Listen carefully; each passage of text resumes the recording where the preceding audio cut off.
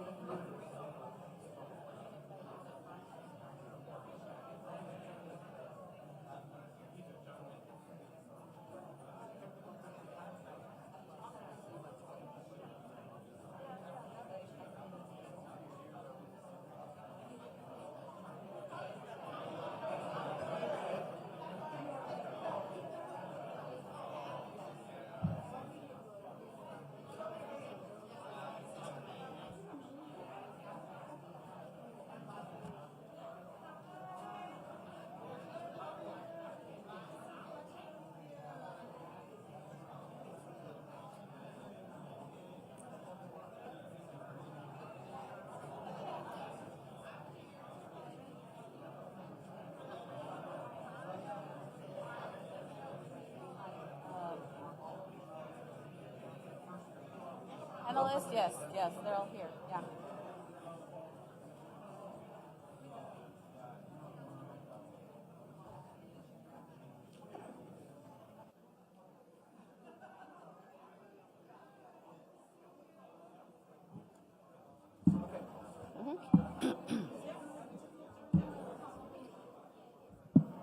Good morning again, and welcome to the 6th Annual Equity Indicator Symposium, brought to you by the City of Dallas Offices of Equity Inclusion and the Office of Environmental Quality and Sustainability.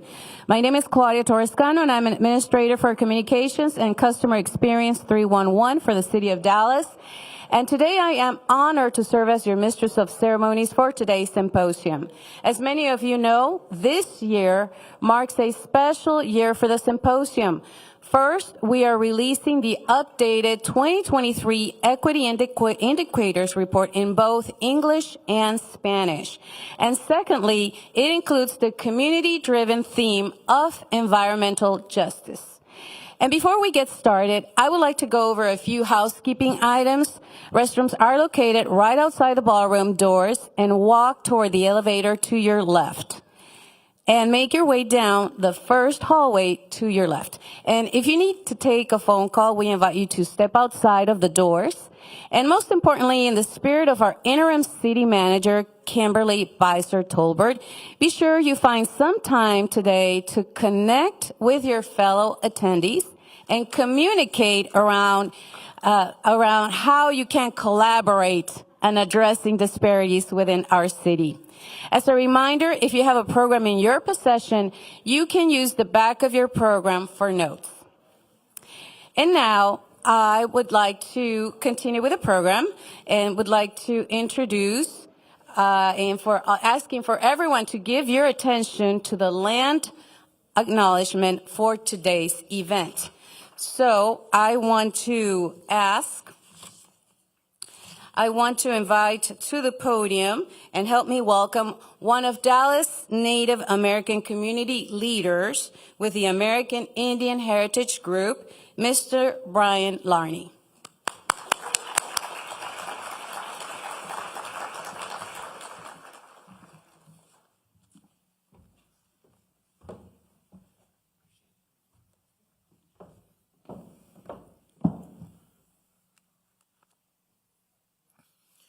Hali Toast and Go, that means hello from my Seminole and Choctaw tribe.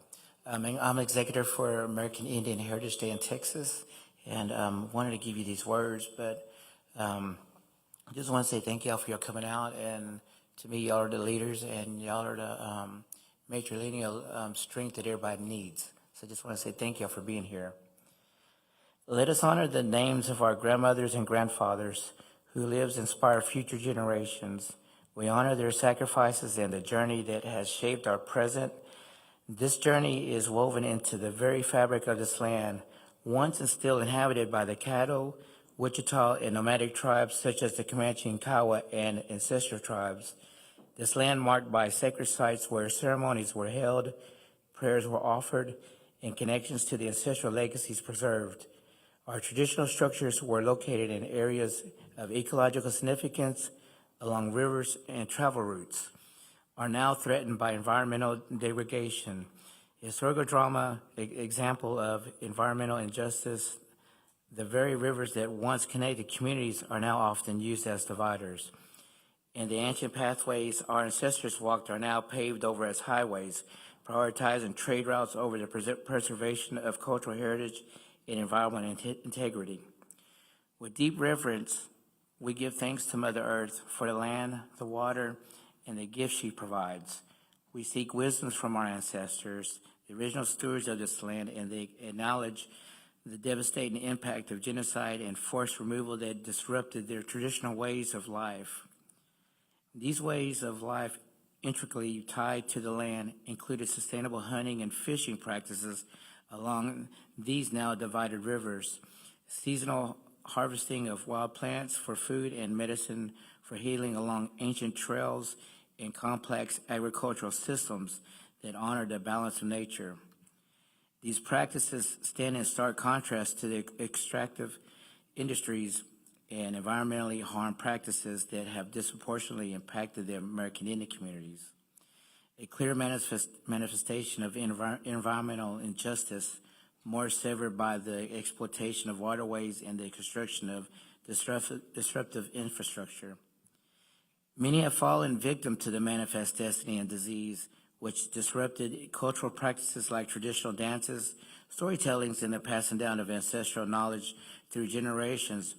But their prayers give us strength. This land, walked by our ancestors, has always been a blessing, a place where sacred ceremonies were performed at designated sites, perhaps a mountaintop, a spring, or a grove of ancient trees, often connected by the network of rivers and trails that now serve as dividers and highways.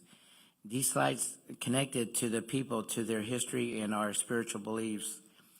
Today, These same sites are often targeted for resource extraction, development, or pollution, and the rivers that once sustained them are polluted or dammed, while highways cut through the sacred landscapes, further demonstrating the ongoing environmental injustices faced by American Indian communities.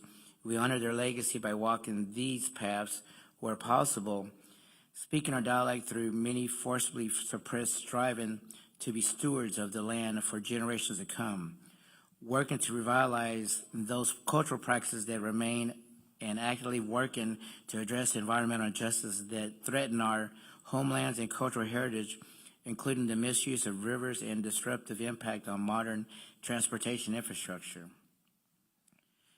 We will always be connected to the land because of our bloodline and our legacy, a legacy deep-rooted in the sacred sites and traditional ways of life that sustained our ancestors for countless generations, utilizing the rivers as pathways and maintaining trails for trades and connection.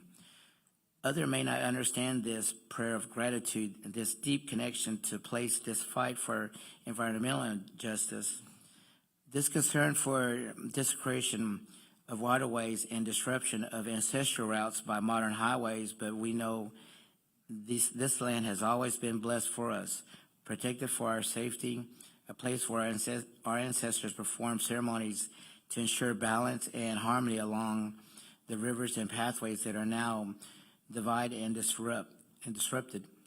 Yet this balance has been disrupted by environmental degradation, often imposed upon indigenous communities without their consent, highlighting the urgent need for environmental justice, especially in the face of misused rivers and disruptive infrastructure.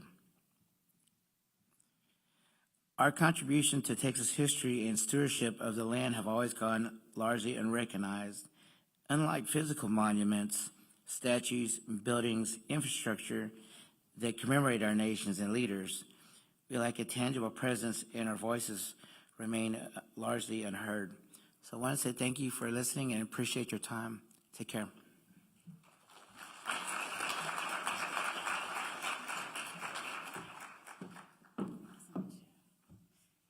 Thank you, Brian, for sharing that land acknowledgement and setting the tone for today's symposium. And now we will have welcoming remarks from Interim City Manager Kimberly Beiser-Tolbert, followed by Councilmember Carolyn King Arnold and Councilmember Kathy Stewart. Please help me welcome them to the podium.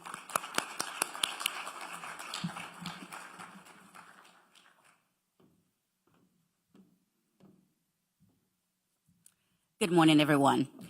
First of all, Claudia is going to get a raise because she remembers my 3 C's. We have to do a better job of connecting, collaborating, communicating, so we're going to get you your raise. So thank you for that. And thank you very much, Brian. Our ancestors are who we are, and it's because they're who they were. And so I think this morning we're all standing on the shoulders of those who did the work to make sure that we could have a seat at the table. And so we definitely need to make sure we keep that in mind as we move forward as a people. It is a pleasure for me to welcome you all this morning to the 6th Annual Equity Indicators Symposium. This event highlights our shared commitment to how we must do the work to build a more equitable and an inclusive Dallas. And I'm honored to be here serving currently as your interim city manager. I want to start by recognizing those many people who I know are in this room who do the heavy lifting every single day to make sure that this work continues. I want to thank Dr. Lindsay Wilson. Thank you for smiling your way through the rough parts of this job. Thank you for the entire team of that office and the work that you all do. I want to encourage you as we go through not only today but this weekend, we must continue to reflect on our history, and we need to ensure that this work is work that continues. It continues beyond us because we know that it's important. And so when we think about equity, we think about environmental justice, I want you to know that these are things that work hand in hand. One has to support the other. I want to encourage you to join the Friends of the Juanita Craft for the South Dallas Poetry Jam on environmental equity. There will be young people giving us inspiring words, showing their creativity and their passion. I have 2 very special people here with me this morning that I want to recognize. They are 2 of my bosses, Councilwoman Kathy Stewart District 10. She's the chair of our Parks, Trails, and Environment Committee. Can y'all give it up for Councilwoman Stewart? I want to thank Councilmember Carolyn King Arnold, District 4, chair of the Workforce, Education, and Equity Committee. Thank you, Ms. Arnold. This year's symposium is especially significant as we've updated the Equity Indicators Report to include environmental justice as one of the 6 themes. This work reflects how we must continue to address systemic barriers as well as ensure that we're reducing those same barriers. And so we're excited. Claudia mentioned this morning that this information is available in Spanish. I think it allows for us to ensure that our entire community has greater accessibility for that work that we're doing, and we must continue to expand how we engage and get our community involved in this great work. Today's event is definitely a testament of collaboration. I want you to know that this cannot happen because we just dream it up. It takes a lot of people across many different departments, and it also takes executive leadership. So I want to recognize one of my current assistant city managers, Liz Cedillo Perea. Thank you so much for the work that you do. Oftentimes she doesn't ask me, she just tells me what she's going to do. But I'm really happy to have someone like Liz on our team who continues the work, continues to move forward, and she's excited about it. We know that this symposium comes at a critical time as we're celebrating the 43rd annual Martin Luther King Celebration Week, where we can continue to honor Dr. King's legacy through equity, community, and opportunity. This theme, the unfinished agenda of Dr. Martin Luther King, where do we go from now, really does call for us to reflect on not only our progress, but how we must continue the work ahead. And so as you engage in all of the sessions today, take a moment to look around. We know that there are people in this room, you may not have ever spoken to each other, but we want you to connect and be able to do so in a room that's filled with so much diversity. We have stakeholders from all sectors: healthcare, education, nonprofits, residents, our philanthropic community. This shows the strength and power of collaboration as we do this work to ensure that we're addressing these inequities. Environmental justice ensures that every community, regardless of background or zip code, that you have the resources that you need to not only reach your potential, but you have those resources where you can thrive. This work isn't just about addressing immediate needs.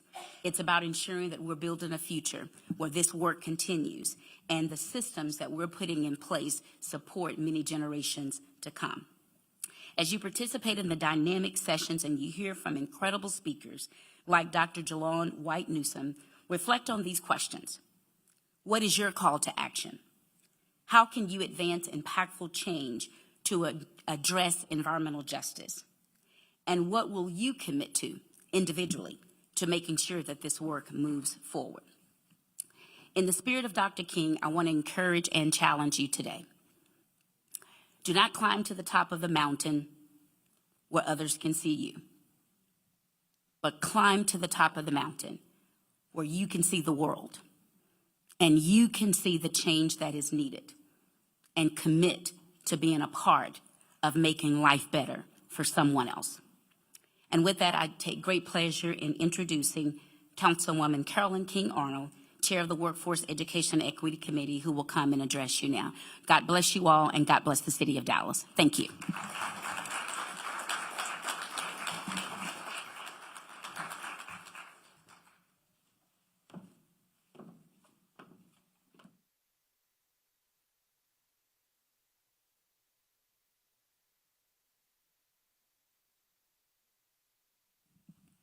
So good morning.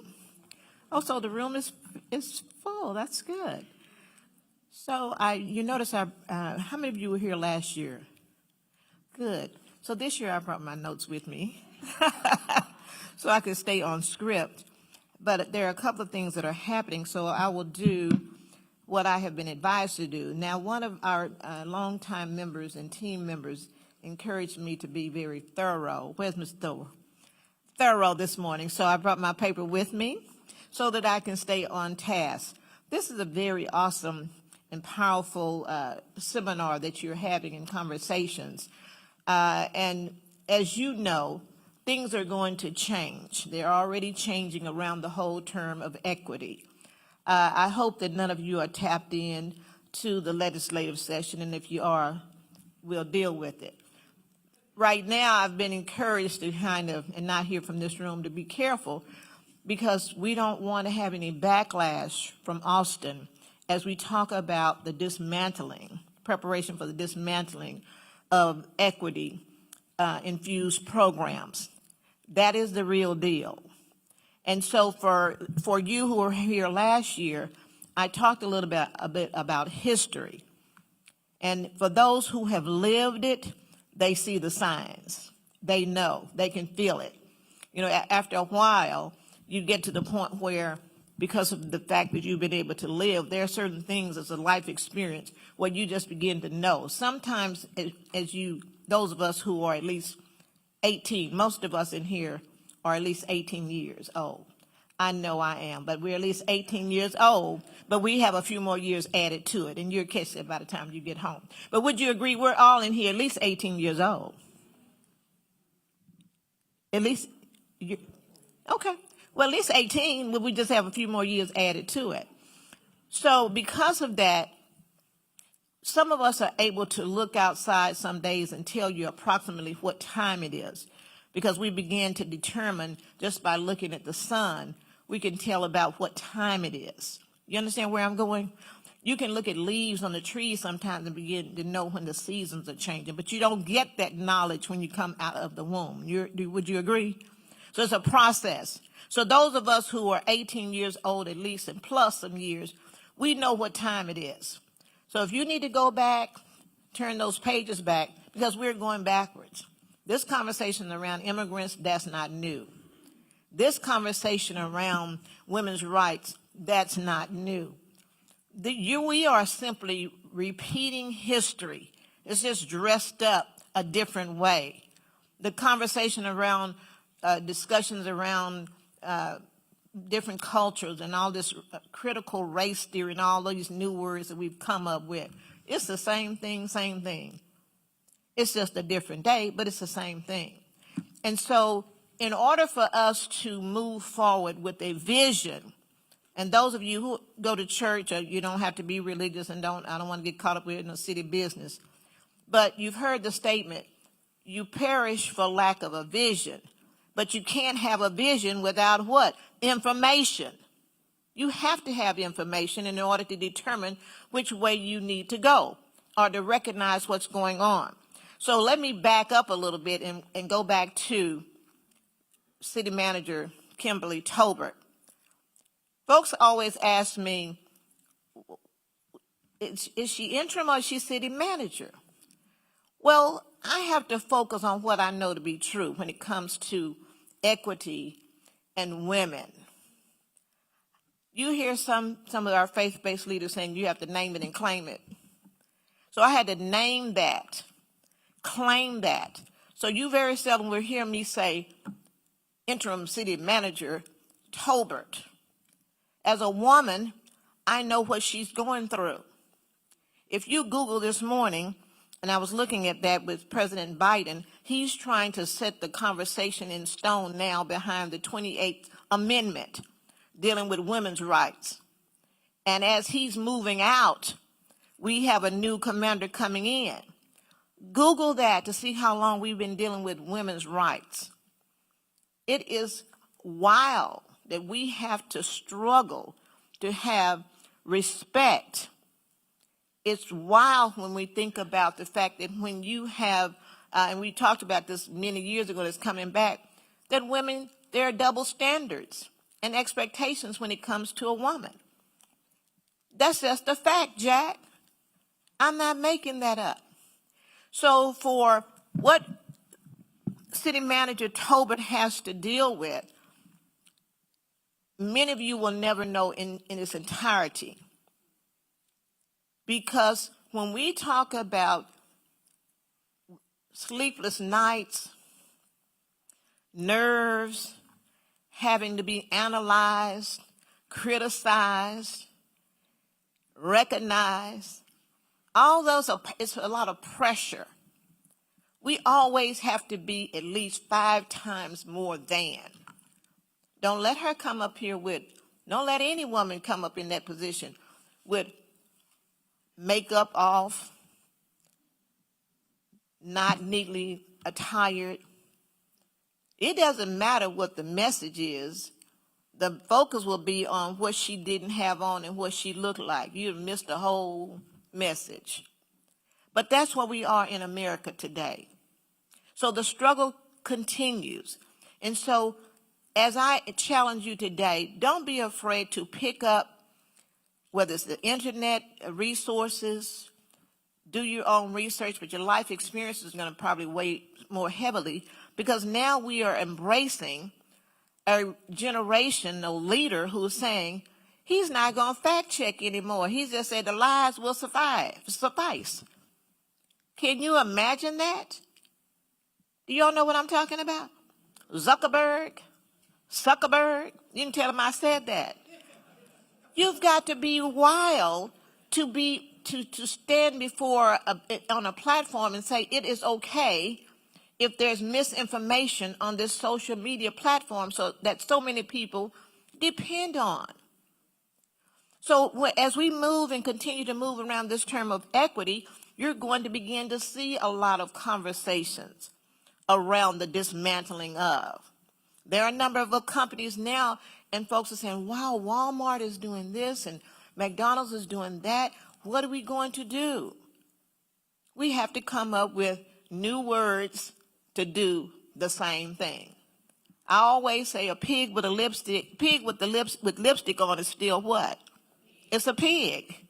It doesn't turn into a giraffe. It doesn't work like that. And so as we move forward, we have to make up our minds as to whether or not we're going to be a part of the solution or we continue to be a part of the pollution. We have to make up our minds. Why are you here today? Is it just so that you can take a day off, so you can see some friends? Are you here for the purpose of engaging empowerment themes and conversations? Because those of us who have a few more years than you over 18, we will be depending on you to lead the way. When I get to the point where I feel like I'm in that stage where I don't want to do anything except when I want to do it, I would like to know that there are folks out here like you who are willing to take on the fight. The fight in terms of just people. That is my preface here today. It's all about people, regardless of race, creed, or color. At some point, and I know Mr. Foster's over there, he's going to time me, but I have to say this. We're different. We are not just a pure race of people anymore. You never know who you're talking about. Look at some of your families. Look at your family reunions. I know I have one of those family reunions where we've got all nationalities at the reunion. You have that as well. Some folks want to be in denial about little Shakita. She may be light-skinned, light brown, but that little hair is a little wiry. We have it. We need to stop running away from it, and I think it makes us a better nation. That's my position. So let me kind of come back to this note here. Dallas, we must prepare. We're the 9th largest city. City manager, they're going to be looking at us. They're going to look at us to see what they can do to put in roadblocks so we're not able to serve the people who have sent us here to serve. And so as we move forward in terms of not only just inclusion around the table for job and workforce equity, we have environmental issues that we must focus on that. When I arrived in Dallas years ago, the big conversation was around the lead smelting plant. I couldn't imagine a city allowing that to happen to people. And then I backtracked and realized from Austin, Texas, the sanitation department that was in the middle of our own neighborhood, I too had been a victim and didn't realize it because I was from the east side. East Austin, where they dumped all the industries. And so we have people like Brother Carlos, he's left us now. I think he's gone now. There are those who will commit their lives to trying to make sure that our environment is safe and healthy. But it's a struggle because there are some of us who are going to die believing, as Nelson, I think it was Minister Tutu's daughter said last week. She talked about some folks dying of their whiteness. I think we can die because of our blackness. We can die because of our brownness. Because there are so many theories and beliefs that we have, we don't want to let them go. And we will take it to the grave with us. And so we've got to reassess the commitment and recognition of what is before us. And so as we talk about additional challenges, City Manager, since you're in the room, Councilwoman Kathy Stewart, who is here, the work has to be laid out in such a way that the baton passes, so there's no disconnect. And so as we talk about, and I know you all want, in 1 year maybe I'll do this, because our folks have a tendency to moonwalk. They do. We talk a good game. But then when you have to make decisions about the money, they go backwards. And it's coming. It's coming when we talk about our next budget. And I'm going to say this, and you all have to forgive me, I'm off a little bit because this is one topic that I was very disturbed about. And Ms. Stewart, you probably know that as well. But when we set aside, Mr. Thor, you know this, and where's the rest, any more from housing here? Where's the rest of the team? And EcoDev. You know that I was very disturbed about that infrastructure money that was set aside for certain zip codes, underserved. Doc, you here today. You all have given us all this information about the zip codes that are at risk. That shouldn't be a secret in this city. So when you come up and take money to put in your budget for a project in your district that doesn't meet the criteria, and you're taking the money from a targeted area, that's very arrogant to me, disrespectful to me. It's disrespectful to our community. But you have people like that. It happened. Thank goodness the Dallas Morning News picked it up, because it was just unbelievable that a council member would do that to another council member and not even talk to the council member. It happened. We got our money back. I wanted all $400,000 of that money that went to the underserved communities. Because if you had a solution, why didn't you use a solution in the beginning? So this is what I'm talking about. These are real experiences. Sister Stewart, I hope you'll be all right. Because you know what I'm talking about. Thor know what I'm talking about. But these are things that happen in real life. And staff says, well, I didn't say anything because we don't tell y'all what to do. I'm never going to be that high and mighty that you can't come to me with a level of respect to say, look, you might think about, or did you consider? Because when you go to the grocery store and get in line to buy your groceries, I have to pay for my groceries just like you have to pay for yours. They don't give us a discount in the grocery store. Now, Sister Stewart, on grocery stores, can y'all indulge with me just for a minute?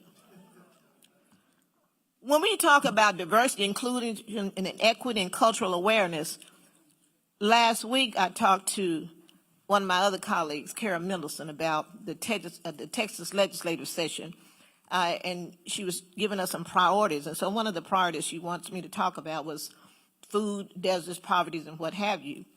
So I told her, I said, listen, we are tired of being fed off the back of trucks, cars, science projects. You know, they got all these creative ways of feeding folks in the underserved and under-resourced communities. So we began to talk about grocery stores. And so she says, well, I know the challenge and et cetera. And so maybe we should look just for solutions, you know. And so I was talking to her. I went on to expound on the fact that we had Tom Thumb. We came to the table. Was it $5 million or so to come to the table to Redbird Mall to Grow South? And then they walked off. They walked off announced that they weren't coming. So in the neighborhoods that understand that, it was a slap in the face. And so yesterday we get an announcement, HEB is coming. See, we understand that. I wrote her and told her, I said, now see, this is what we're talking about. That's very disrespectful. Because you're giving us a message of we're still not good enough. So when we talk, and so for her, she couldn't understand it. And then that's a lesson that's too long to teach, because you have to, once you live it. Because in the middle of that conversation too that day, she asked me if I'd been to Joe V's. No, I don't go to Joe V's. You know why I don't go to Joe V's? Because my conversation with HEB back in 2015, when I offered different locations, what have you, they couldn't squeeze out of it. She says, well, we need a port. Ma'am, you got Inland Port down the street. We're right here on I-35, what President Clinton used to call the NAFTA corridor. Every kind of excuse. They couldn't come. But when you look at the demographics of which stores like HEB serve, you say, well, look, you have some demographics in San Antonio that looks just like Oak Cliff. What's the problem? I grew up with HEB. I love HEB. I grew up in what? East Austin. We had HEB. We had Safeway. I love that. But it's the message that you're giving us. And so for me to understand, how many of you understand what I mean by not going to Joe V's? And like I told her, she says, well, it's the same as HEB. I said, well, if it's HEB, put your name on it. Say my name, say your name, HEB. I don't need a Joe V's. That sounds like an auto mechanic shop. So he's giving me my 2-minute warning. So you have to know the culture and understand the struggles of people to understand your messaging. And so I ask this today. What can you do to address the inequities when it comes to all types of injustices? Remember that injustice anywhere is a threat to justice everywhere. And so as I move to my seat, I want to continue to encourage the engagement, learning, talking to people, and standing strong. There are certain things, if I'm going to fight, I'm not going to let somebody else get me in a fight. I'm going to decide which fight I'm going to get into. And so I know today I'm going to take on a fight here in this city as it relates to some charter issues that we have. I'm cool with that because I believe I've been called to be who I am, and I'm comfortable in who I am. For those who are concerned about my blackness, age-isms that they have, sometimes folks are worried about that around the horseshoe. I'm fine with where I am. You should be comfortable with where you are. But no, lazy does not look good on you. It doesn't. I don't feel that. And I believe that my name, Carolyn King, I was given that for a reason. And so I'm going to leave the stage now, and I'm going to thank you because Mr. Foster's going to do this one more time, and I may have to send Cindy over there to get him, because I strongly believe today we're here for a reason. We had a long night last night dealing with the police chief and communities, and I said, you know what, this is very important to me. I could have sent a note and said I'm not coming, but it's very important. And so, Ms. Kathy Stewart, Councilwoman, as you come up to the stage, I hope that you will understand where I am in terms of just the struggle for inclusion, the struggle to be at the table, the struggle. Come on up. I'm not trying to be on camera. This is Ms. Kathy Stewart. She's from District 10. Well, they're all in District 10. And I'm from District 4, where we continue to do more for Dallas. Thank you.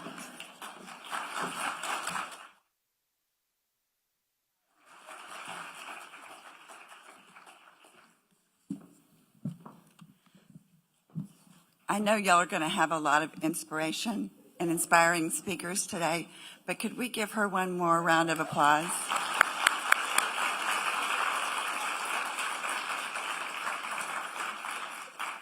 I'm feeling a little emotional. Well, both these women have been an inspiration to me. I am relatively new. I don't think I can say I'm new anymore, but I'm going to say I'm relatively new around the horseshoe. And Miss Arnold speaks her mind and her heart, and she motivates us and she inspires us. And I am so grateful for the time I've had to sit down the row from you. And I know we don't always agree, but that seems to be the nature of the horseshoe. We're going to debate. So, thank you. Thank you for your words of wisdom, and thank you for motivating the young people in this room, or even the not so young. We do have a lot of work to do, and the pages are being turned backwards, and that is troubling, to say the least. So Mr. Foster doesn't start doing this to me. I'm going to get back on script. So I am Kathy Stewart, council member for District 10. That is Northeast Dallas. And my role here today, though, is I am chair of Parks, Trails, and the Environment Committee for our city council committees. Now, I don't believe Ms. Blackman is with us today. I think she's in Ireland with her son, if I'm not mistaken. But I do want to acknowledge and thank her as the former chair of Parks, Trails, and Environment for championing environmental justice as a priority for the city of Dallas. Her advocacy played an integral role in the efforts to address and reduce environmental disparities. I'm thrilled that environmental justice is the latest indicator in the updated Equity Indicators report. We're here today because the city of Dallas is dedicated to advancing equity and environmental justice. I'm proud to say that through frameworks such as CCAP and the Racial Equity Plan, we've begun to highlight and address the disproportionate impacts of environmental issues on the greatest needs communities. We are making significant investments in environmental justice initiatives, including the Urban Heat Island Study, the Community Air Monitoring Program, and comprehensive environmental assessments. These projects are not only providing real-time data, but are also uncovering inequities and leading to actionable steps. This supports city planners, policymakers, and other stakeholders to make data-driven decisions, which we talk about around the city a lot these days, that safeguard public health and protect the environment, particularly in our most vulnerable communities. I am proud to serve as chair and demonstrate my and this city's commitment to enhancing the quality of life and creating a healthier, more equitable environment for all Dallas residents. It would be a missed opportunity not to acknowledge Carlos Evans, former Director of Environmental Quality and Sustainability, as of last week, who has relentlessly helped the city prioritize environmental justice and demonstrated the positive economic impact it would have on our city. Addressing environmental disparities not only helps reduce healthcare costs, but also boosts property values and enhances productivity and improves quality of life just overall. These improvements in turn drive economic growth and contribute to the long-term stability of our city. Adding environmental justice indicators in this report will provide the critical lens needed to address barriers, so regardless of socioeconomic status or geographic location, residents can have access to cleaner air, safer water, and green spaces. So in closing, I applaud each of you for your consistent dedication and for being here today. Thank you to the Office of Equity and Inclusion and Environmental Quality and Sustainability for working towards a Dallas where all of our residents have the opportunity to thrive. And now I will turn this over to the MC and let them introduce the panel and keep moving with the program. So thank you all so much.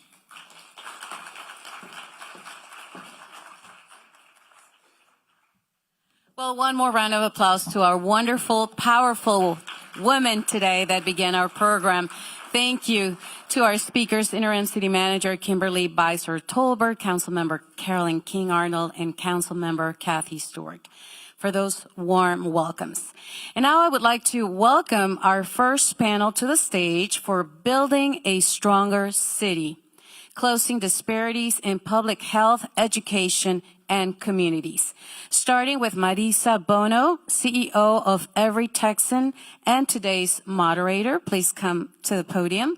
And we also would like to ask our panelists to come to the table. Vicki Allen, Chief Impact Officer for the Dallas Foundation. Dr. Philip Huang, Director of Dallas County Health and Human Services. And Antoine Joyce Roche, Senior Vice President and CD Leader of All Stars Project, Inc. Please help me welcome them.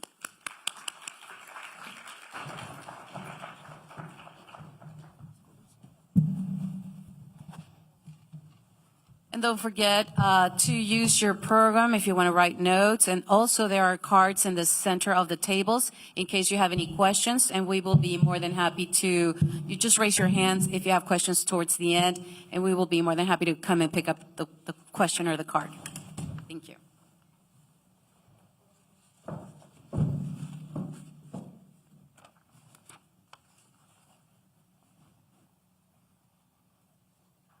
Good morning, everybody.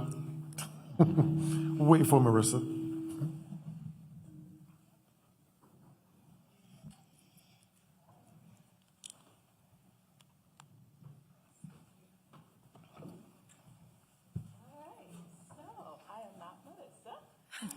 I am Lisa Rainey, but I do think she's on her way. So as we get prepared for her, want to thank you all again for being here. Also want to thank our panelists for being here. Thank you. I'll take those until she gets here. Yeah, just really appreciate all of what we've heard so far this morning. Appreciate what our day is going to look like. Thankful to this panelist who met with us earlier this week to just talk about the work. I'm going to grab some notes from Kevin here in a moment, and then we will move forward. So why don't we do this? Until I get those notes, why don't we go ahead and start with introducing ourselves and our panelists. So I'll start. Lisa Rainey, and I get to serve as the Equity Officer for the City of Dallas. And I had the great pleasure of working with this panel this week just to talk about what does it mean from their perspective to have a stronger Dallas, right? So we're already a strong Dallas, but what does it feel like and look like from healthcare or from public health, as Dr. Wong educated us? What does it look like from the education sector, right? And what does it look like from our broader community to have a stronger Dallas? And so I will allow now this panelist to introduce themselves. Sure. Hi, I'm Phil Huang. I'm Director of Dallas County Health and Human Services and also serve as the health authority for the county and for City of Dallas. So I've been here for almost 6 years. Before COVID, sort of got a year in, and then we got into COVID. But it's been a great, I actually grew up here in Dallas, graduated Lake Highlands High School, and went to med school here at UT Southwestern. So it's great to be in my hometown community to be able to work on addressing these issues. Awesome. I'm so lucky to sit between these two. So my name is Antoine Joyce Roche, and I'm going to go very non-traditional when it comes to the education dialogue. So my background begins in Brooklyn, New York. So as I begin to talk and get passionate, you're going to hear the accent come out, and you're going to be like, where he from? So I adopted Dallas as my second home. It's been 11 years. Again, as she said, I serve as a senior vice president for a national organization called the All Stars Project, which is a after-school arts education, workforce development, education, and bridge building organization that serves over 15,000 young people a year. So I'm happy to be here in Dallas, and I'll share more later. Hello, everyone. My name is Vicki Allen, and I'm the Chief Impact Officer at the Dallas Foundation, a role that I recently began about 4 months ago. Prior to that, I was the President and CEO of Educational First Steps, which is an early childhood education nonprofit focused on 0 to 5. Like I didn't know, Antoine was from Brooklyn. I'm originally from Syracuse, New York. So, yes. And I look forward to just sharing how the philanthropic community and resources have the ability to play a role with the city, as well as Lisa said, continue to strengthen, because we're already strong, and also to deepen our connections with each other and how we're able to leverage all of our resources to support the city that we all love so much. Wonderful. Thank you all so very much. And so let me do this really quick, right? Thank you, panelists. I appreciate you all, and good to know a little bit about each of you a bit more. Let's see. So panel description, right? As we said, it's building a stronger city, closing disparities in health, education, and the community, right? And so a bit about it. The future of the city is thriving. Economically, it's flourishing. We're all working together in our various entities. So we must ensure that every community, ethnicity, race, and demographic have the opportunity to succeed. And so this means accessible education, public health, and the opportunity to reside and thrive in communities. And it is all of our collective responsibilities to do so. And so let's jump right in with just an overall question, right, for this entire panel. So as the title goes, Building a Stronger City, we know that that requires all of us to close the disparities that we see in the various sectors. However, because we're talking to each of you, help us now to center around the specific area of public health, education, and then the broader community. And Dr. Wong, we'll start with you. So from a health perspective, how do you think, or what do you think it would take to close disparities and build a stronger, more equitable city? And then following Dr. Wong, we'll have Mr. Roach. And then we'd love to hear your thoughts on education there. And then we'll turn it to Vicki to provide a more broader community perspective.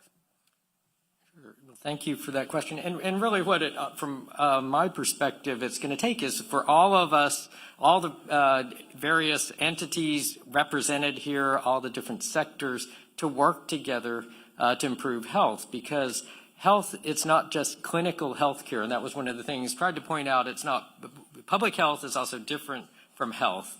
But there's so many factors. We talk about the social determinants, all of these things that are really the biggest factors that impact health. And when we look at some of those determinants, things like, just addressing the socioeconomic disparities are some of the most important things that we're going to be able to do to address the disparities that we see in our community. And it's not just clinical health care. It's things like early childhood education and education and the housing and workforce development and criminal justice reform to break those cycles of poverty that have not allowed, there to be generational wealth and things.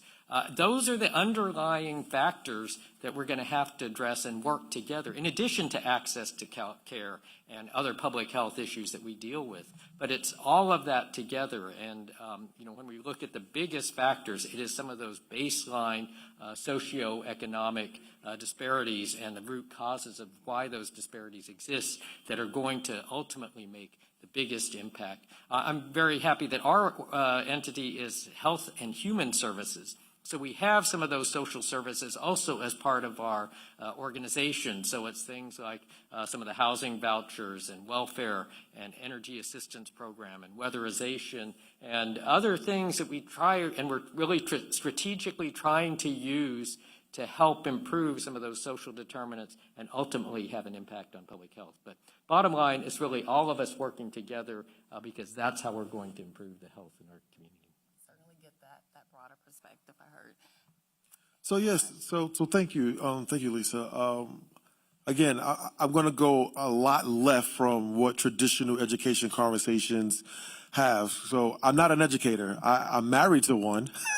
So I get to come home every night and hear about all the wonderful things that Dallas ISD is doing. And still, as I was looking at the equity indicator report from the last report that the city put out, right? We're sitting at 43% out of 100, right? Like, how is that happening in a city that, as you said, we're economically growing, right? When I moved to Dallas, the conversation was that 1 out of 3 young people are living in poverty. And it's been steadily increasing in that space. So what happens when young people are in poverty? Well, they don't have access to opportunities that most affluent adults do. And when I look at the room, I don't know your lives, but I assume many of us in this room have access to wonderful opportunities. And those opportunities are not just workforce opportunities, we're going to get to in a second. It's just the opportunities to hang out in the park, right? To go to dinner, to have experiences, to go on vacations. So when I think about education, we're thinking about the time that's actually outside of school, where young people spend 80% of their time of their day. That's where most of the learning is happening, right? So as we think about traditional education, we're usually thinking about the reading, the writing, the math. And again, my wife was telling me this morning that DISD has moved tremendously in those gains, right? They've done a lot of work with their P-Tech schools, partnering with Dallas College, but still you have this dropout rate, or this rate where after they graduate from high school, we still have a great drop of young people who are not enrolling in high school. I heard from my friend Eric Band who runs Dallas County Promise, right? 2,500 students who have a 3.0 average are not enrolling in post-secondary education. Why is that? It's not because we didn't teach them. It's because they don't have the knowledge and the worldview to say, this is important to my life.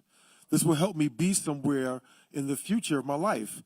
And that was my story. I grew up poor in Brooklyn. I now have a home. I'm married, have, all these things that middle-class people have. And when I see our young people today, when I'm working in the schools, and I ask them, what's your 5-year plan? They go, I don't know. My mother said, go to the military. I don't know. I saw my auntie working at Whataburger, so I'm going to get a job at Whataburger. I don't know. I'm going to just figure it out. So how we close disparities, we have to first expose our young people to more outside of school activities that help them see the world, help them see themselves in the world as someone who's successful and will have those opportunities and become, as she said, a city manager one day, not an interim, right? So I'll stop there for now. Thank you. As I said, in my role as the Chief Impact Officer at the Dallas Foundation, I get the privilege of leading, along with my team, our grant-making efforts. Last year, we, along with our fund holders, distributed close to $90 million back into Dallas. That is an honor to be able to do this work.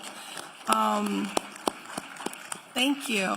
But what keeps me excited, I have several nonprofits that we've had the privilege of funding, but what keeps me excited and optimistic about the city in the future is that I get to walk alongside so many optimistic, hopeful leaders who believe and who have walked this path that there is greater days ahead. And the vigilance that these leaders have continue to inspire me. Some of the investments that we've made that I get like, wow, this is incredible to be a part of is Forest Forward, which is literally going to revitalize South Dallas. Bachman Lake Together, which is an organization that focuses on families 0 to 5, and the Dallas Eviction Center, which I love because it really does focus on supporting individuals prior to eviction, and an organization that we just recently funded in the last cycle, New Friends, New Life, in our last cycle has an opportunity to really support individuals who are in sex trafficking. And these are areas that are near and dear not only to the foundation, but to our fund holders. And I just believe that along together, as we hold hands in collaboration, that we have the ability to put Dallas on the map forever. I know it's on the map as the 9th largest city, but I have aspirations that we will become in the top 5 largest cities because of who we are, what we represent, and the commitment we have to the families in our communities. And what I also like to say is that I just believe that there is so much to be said, as Antoine shared the statistics, so much to be shared around how we can come to the table as one. We each bring strengths, talents, and experiences to enhance the lives of the citizens in this city and to ensure that they're positioned for long-term success generations to come. And the foundation is ready and willing to play their part in doing that. Well, I think you all can see we are in for a good conversation this morning. Thank you all so very much, right? Just thinking about the work around closing disparities and looking at those root causes and thinking about what exposure can do to close disparities. And definitely thinking about, right, how we use funding to strategically invest in those areas where we see some of the greatest need. And so, Vicki, we will continue on with you. So let's start here. Speaking of that funding that you mentioned, so in a Dallas Innovates article last spring, 2024, the Dallas Foundation is noted, right, being one of the entities of awarding $1.5 million to 41 North Texas nonprofits to advance equity. And so this is what it is stated, right? And so we really wanted to situate the conversation well. And so this may be a little lengthy quote here, but I think it'll give you all the opportunity to hear a little bit more about what the Dallas Foundation did. And so it is noted that investing in organizations that are fostering and building equity across Dallas, the Greater Foundation of Dallas, right, work to close critical mission areas, ensuring that individuals and families can reach their full potential. And so your new CEO, Julie Diaz, is noted as saying, these grantees who were selected from a very large pool of applicants are thriving. And they are also driving real, measurable, and transformative change, and they're shaping the future of Dallas for generations to come. So here's the question. What changes are you seeing in the community because of those investments? And then specifically, neighborhoods that are racially and ethnically diverse and where Dallas shows a higher concentration of poverty. So just recently, we partnered with Every Texan on a research study that will be coming out soon, entitled The Case for Closing the Equity Gap. So soon that report will really highlight some of what Dr. Rainey talked about in terms of how do we measure long-term impact. But one of the things that I believe is so important is what we see. Where we see childcare deserts, we are investing in childcare providers and childcare solutions. As Honorable Carolyn King Arnold said, as we see food deserts, we want to invest in organizations that is going to address those gaps. I believe the best measurement is when we look at the advancement of individuals living in our community. It is so imperative, and the report will show that as we continue to both target and focus on areas that have the greatest need, we will see the greatest movement. But it requires the investment of dollars. It requires the attention, the time, and the focus to understand that those communities just didn't get to where they are just by haphazard. There were systematic barriers, long-standing issues that cause these challenges, and it's up to us, this generation and futures to come, to really be committed, driven by the desire to want to ensure that everyone has the ability to live their full potential. And I would be remiss to say that we also have another partner in the room, Fair Park First, and we want to ensure that the partners that we have in the room, our donors, our fund holders, get an opportunity to hear about that, because they too want to share the resources that they have earned with as many people as possible. And so it's my goal, my vision, my focus in this role and beyond to make sure those resources measure impact, but most importantly, we measure how family movement and how our community is moving as a whole. All right, well, let's stay right there for just a moment, right? So you mentioned some of those longstanding barriers. You've mentioned measurement. So how do you measure, thinking about the work that you all do and the organizations that you fund, how do you measure the long-term impact of your philanthropic efforts on closing gaps in Dallas? Yeah, so in lots of ways, Lisa, we really do rely on our nonprofit partners. The way in which we believe you create the best relationship is not to tell our nonprofits what they do with the resources we give them. We believe very heavily in trust-based philanthropy. And so they tell us the challenges that they're faced with, whether it's growing the number of children in 0 to 5 to ensure they're kindergarten ready. And we look at those numbers and we measure against the progress that they've made. We also have got, what I love that my team and I are doing more of is having much more closer conversations around how can we support even beyond our investment dollars? What does that look like? What partners can we bring together? How can we act as a convener?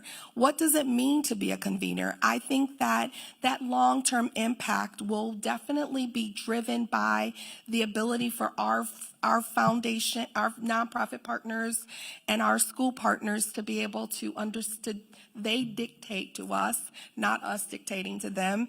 And we believe that those resources that they get, that they will do well with those because they have the ability to guide their work. And we as a funder will respect how they measure their progress. Love it. Yeah, absolutely. Heard some key words there, and definitely respect and that holistic approach to that it sounds like you're taking to measure, and definitely that sustainable approach when you're pulling them together. So, gentlemen, one more question for Vicki, and I promise we're coming your way. Just one more question, and then we'll continue this conversation here. So, let's see. So what advice then, right? So thinking about the work that you all do and how you do it and how you measure and how you look at the organizations that you fund, what advice can you share with other funders and nonprofits who are leading and facilitating transformative change in Dallas? As a former nonprofit leader, my team and our board is looking much more at unrestricted funding. I think that when you give a nonprofit an opportunity to determine how best to use the funds that we grant out, it gives them freedom to be able to make the type of choices and decisions that they're well more equipped to make than we are. I think that the philanthropic community has a wealth of leaders in this community that are great at what they do. They're experts, they're feet on the ground, they're on the front lines, and we trust and believe that our resources are best invested with leaders such as that.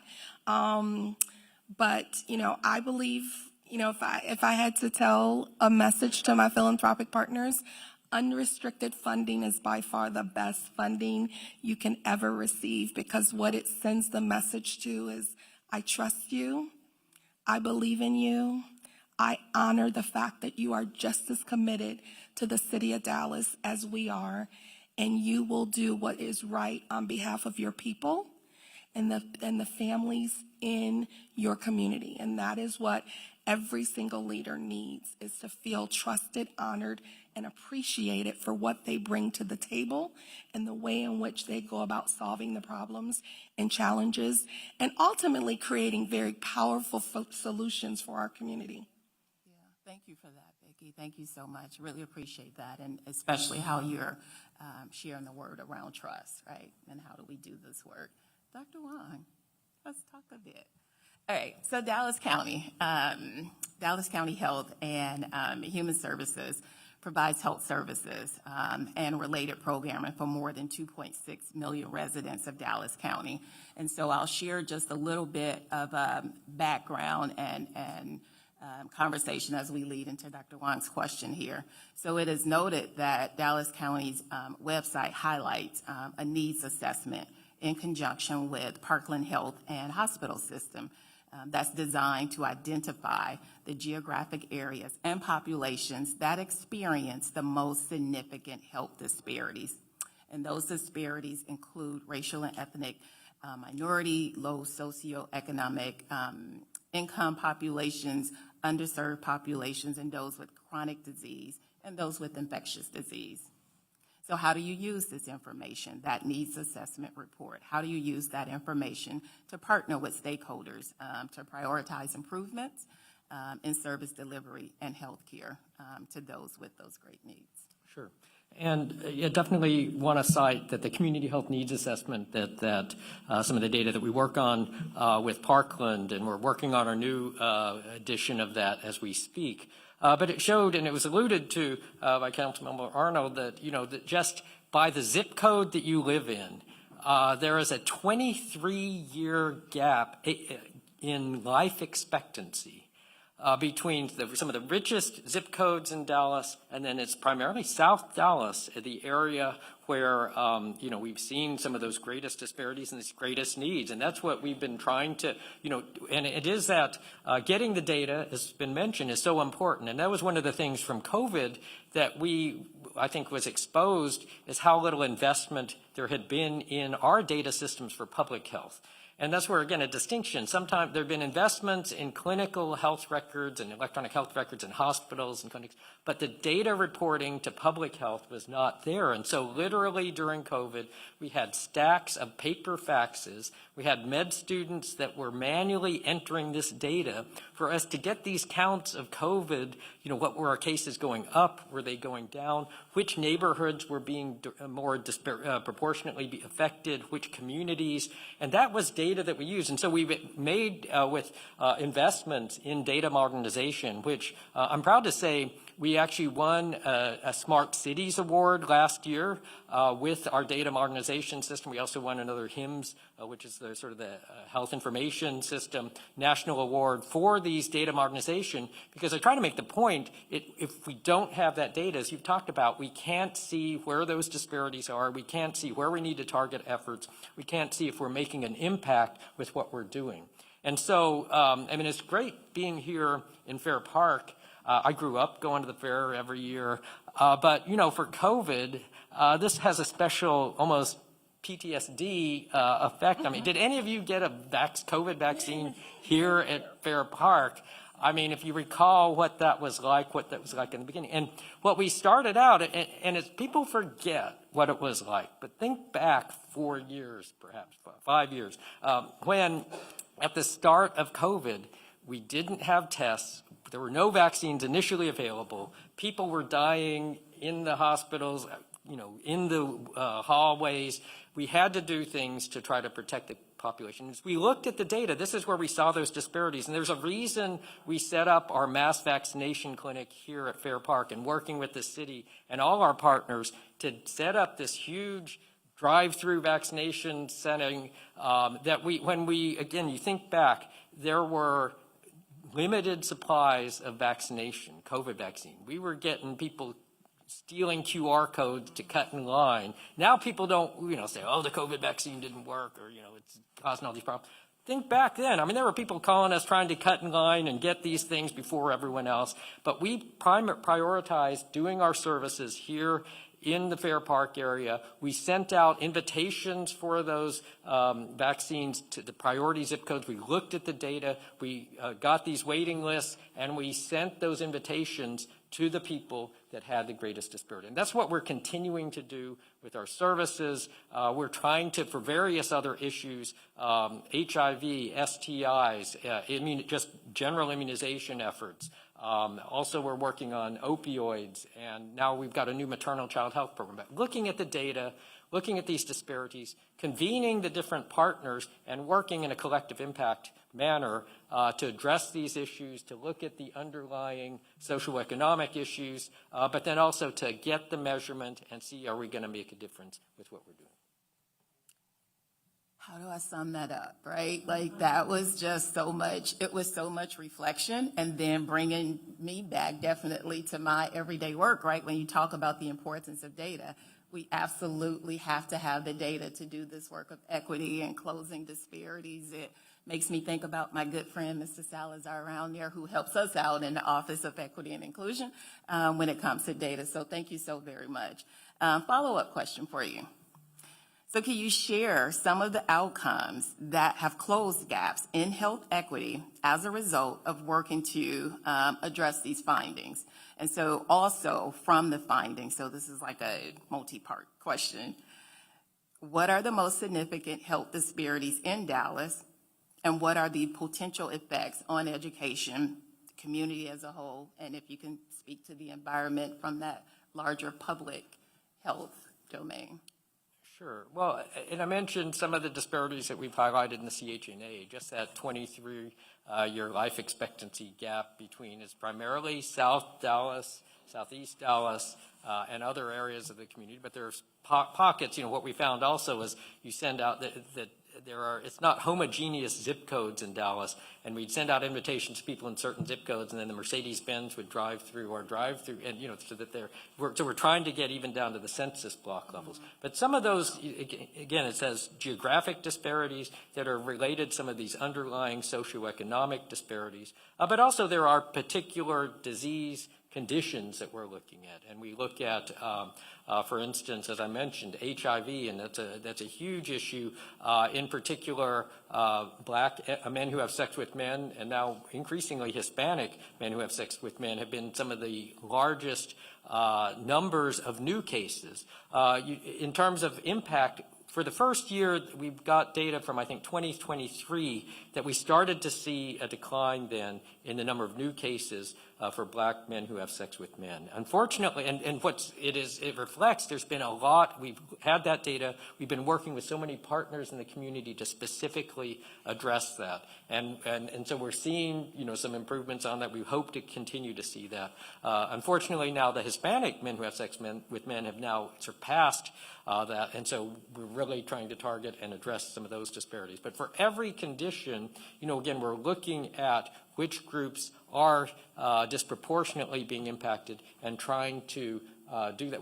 We have community outreach teams that we were starting before COVID that we've continued. So we do a lot of our vaccination efforts and things, partnering with community partners, churches, others, to be where the community is, to be in the areas that have some of those disproportionately high impact. One other success, I would say, when we look at the data from COVID, and in many communities, the black population community was disproportionately impacted.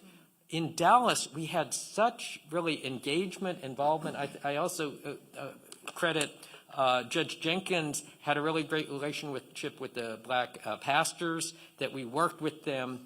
And, when we look at our data, we were not disproportionately as impacted in that community as in many others. And it really was this, I think, collaboration and just working together that we have seen some success with that. But there's so much more to do, and that's what we're continuing to try to work on. So much more to do. And so thinking about that and just thinking about some of the nuggets that you've just mentioned there in terms of partnering and even the role of faith-based, it could lend itself to maybe preventative care. And so if we can go there for just a moment, so let's discuss this role of preventative health care and the role that it plays in reducing health disparities. What can we do to increase accessibility to all Dallas residents? Well, that's what, we work very closely with Parkland and some of the other hospital systems. Parkland is just an incredible gem when you look at it for our community. And if you, just as a physical facility, that's a public hospital that is like beautiful and like a private hospital. And they have first-rate, clinicians and providers working with UT Southwestern and all of that serves the community. I know, again, we jointly work on the community health needs assessment and look at that data. And so I know they're trying to position, to address some of the access issues. We work closely with Dr. Cerise. They have their community-oriented primary care sites out there. They've got the Redbird Mall facility and UT Southwestern to try to increase access. I know they're working on more telehealth options and work on that accessibility. But those are some of the clinical access to care type of work that we're trying to do, and more community outreach, community efforts, and other innovative ways to get the services out to the people. But then again, it's also working with our other partners, the FQHCs, and other people that you don't necessarily think about for clinical care, but serve such supportive roles for improving the health and addressing these disparities. Thank you, Dr. Wong. Wealth of knowledge. We could talk for days, and especially someone not coming from the health profession, right? I could literally spend hours just learning from you. Dr. Wong introduced us all to a resource that's out there. It's on PBS. It's a 5-part series, and he's in episode 3. I took a brief cursory look, and it's all about Dallas, and it is phenomenal, the aspect that I was able to see, and so invite you all to take a look. Yeah, it's called Dallas 2019. It was, I don't know if you all saw it, it's now on pbs.org, live streaming. It was released maybe last week or weekend before. The documentary filmmaker followed a lot of the people from Dallas. Mr. Broadnax was in the first episode, but the DA, Commissioner Price, the sheriff, our medical examiner, but it shows also a lot of the hidden issues or the issues that are being faced by many in our community that maybe aren't people don't see every day, but these underlying issues that are at some of the root of what we are dealing with for all of us. It's 5 parts, so it's a long series, but if you have time, it's definitely interesting to see that. It is good information. Yeah, thank you for that. Look forward to coming back to you, and look forward to coming back to you as well, Vicki. But we will switch and talk to Mr. Roach here for a moment. Good morning again. How are you? So, you're good? I'm more comfortable with it in my hand. So. All right. Make yourself comfortable. We got a couple of questions here as it regards education. So, November 5th, right? So we went back to some of the information that we were learning about the organization and really tried to think about how we could best lean into this work that you've already started sharing with us about. And so there was a November 5th, 2024 news segment on All Stars and on your website. And it shares the City of Dallas and the All Stars project partner to build, hold on. The City of Dallas and All Stars Project, we partnered to build a national youth workforce model. Did I get that right? That's correct. Okay, gotcha. So can you share with us how the need for this partnership was identified? That's the first part. And then what specific gaps or challenges does the program aim to address? And what are the key goals and expectations as it regards outcomes for the project? Yes, and forgive me, I'm sitting here listening to Dr. Wong and Dr. Allen here, and I have so much going on in my head. I'm a creative by nature, so here we go. Just let's wake up. Let's go. So I want to get some context to what we do at the All Stars Project, right? So in our mission, we talk about we use the power of performance to transform the lives of youth from poor and underserved communities in partnership with caring adults. So I want to start there. The last part of that I'm going to highlight the most right now is the partnership with caring adults. So we say caring adults, but I'm going to be frank with all of you here, right? When we're talking about that, we're talking about what we all know that we haven't said yet, that racial inequities exist, right? We all know that. So when the All Stars Project was founded, we didn't want to come at it with a victim mindset of like, what you done to me was bad and you owe me, right? We wanted to build partnerships and say, how do we grow together? Not for the strength of just the Black community, the Hispanic community, but the entire community. So when I hear those questions, how do we strengthen and make a stronger Dallas? Everyone in this room is included. My white friends, my Black friends, my Asian friends, we're all included. So we had to partner with caring adults from all different backgrounds. In that work, here's the unfortunate part. The ones who had the most influence and privilege was mostly white adults. So we wanted to take that on exclusively and go up against it in such a manner where we started to create an infrastructure where white corporate America started to bring young people into their ecosystem and see the value that our young people bring when they come into the offices.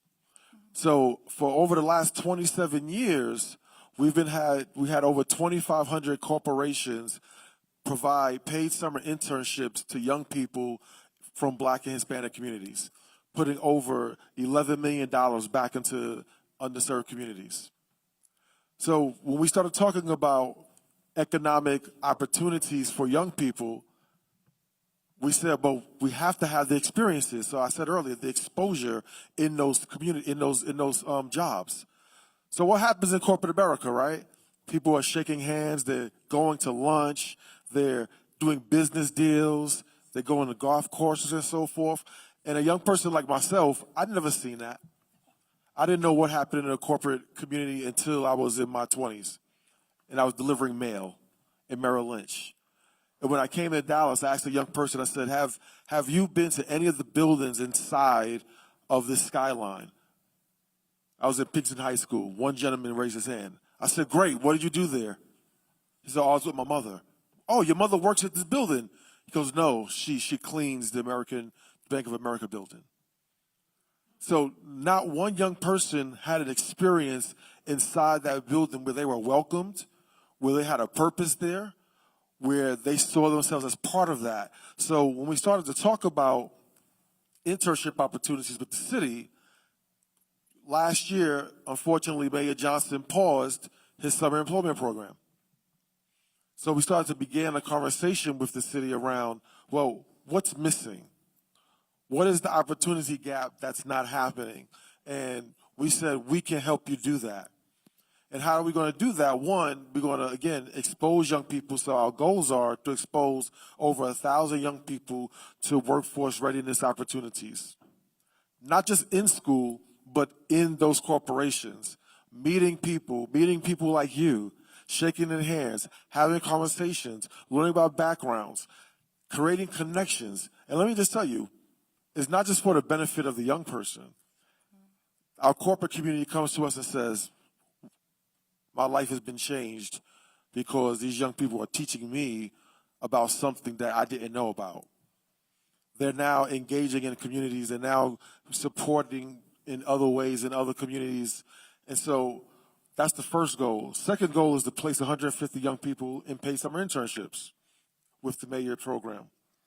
Our last goal is to keep engaging young people year-round with experiences that support them to have confidence.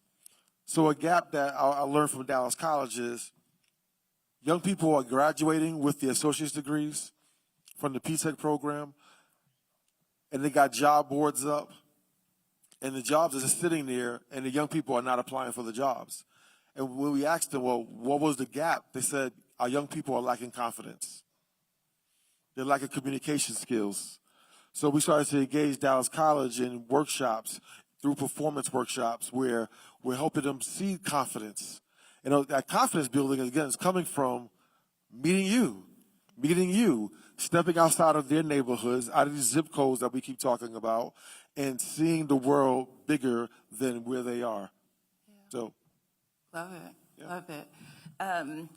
Just a final question here. I understand that we are at time, and so let's do this. Let's transition then right to closing remarks. Any thoughts or thought-provoking thoughts or tips or words of encouragement, right, that you would leave with our audience here today? And we'll start with Vicki. First of all, I'm just honored that I get an opportunity to be a part of this conversation, that I get the privilege of serving at the foundation and partnering with all of you in this room, and for the invitation from the City of Dallas. On behalf of the board and our CEO, I just want to say thank you. I look forward to continuing partnering and growing what I believe is one of the best cities in our country. Totally agree. Thank you, Vicki. I will second the thank you for having me here. And so I get asked a lot, do I miss New York? Mm-hmm. And when it gets cold, I don't. Right. The weather's so great here, right? They go, so how you liking Texas? I say, I love Dallas, still learning Texas. Dallas has this unique, very unique cross-section of the ills of a large city, the history, the racial injustices of a large city, but also the institutions and the finances to address them. This is actually a great city. You know, the Dallas Regional Chamber had a report of how many people are moving here every single month from California and from the East Coast. We're becoming a melting pot of opportunity. So when I think about that, I say Dallas is going to be a leader in this country on how we solve problems and what we can do to support a growing economic workforce for the country. The question is, do we want to? Do we have the will, the grit, the power, the passion to lean into those inequities wherever they are and do something about it? That's the only thing that's missing is our will and want. So I encourage all of us, it was said earlier, just don't sit here and come here today just to listen to a bunch of people on a panel. You're going to leave here and forget 90% of what we said.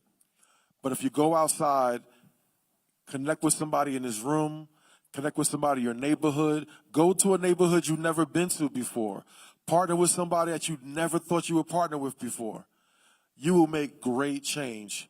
And obviously, as a youth advocate, become an advocate for the lives of young people. You got to get in their lives, not just for today, not for tomorrow, for a long time. I'll stop on this. I had this young man. He was one of my first young people who in my programs, Marquise. Met him in West Dallas. He was a sophomore at Pinkston High School. He graduated, could not figure out his way. I said, go to Year Up. He tried it for half a year, dropped out. Couldn't figure out his way. Standing in the Hamptons in West Dallas, he got shot by a drive-by shooting. He survived, but twice in his legs, one through his knee. He kept struggling with his confidence, and I kept just standing with him. It's been 10 years now. I've been with him. He called me up, and I'm truncating a lot that he went through. Father's not in his life, father's in jail. Mother kicked him out of the house because it's overcrowded. He called me and said, I want you to come see me. I said, what happened? He said, just come see me. He said, I got a job. I got my license as a CDL driver. I got a car. I got my first apartment in Grand Prairie. I've been in his life for 10 years. I wanted to pull my hair out, but that boy makes me so proud. And I got so many other stories. When you lean into young people's lives, I see my boy Michael Berry back there with Youth Guidance. They are leaning into the lives of young people and their mental health. Our young people need so much more than just a committee of people talking on a panel. They need you every single day. So thank you. Yeah, thank you for that.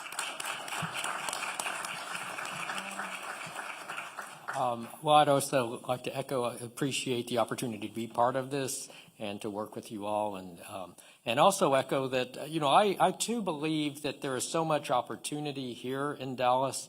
It's a great community that works together, that is collaborative, and has a lot of resources, as you said, that we need to be able to pull together and make that commitment and hopefully maintain that commitment. I share the concerns that, what we're all seeing, certainly at the federal and state level, of us backtracking on some things.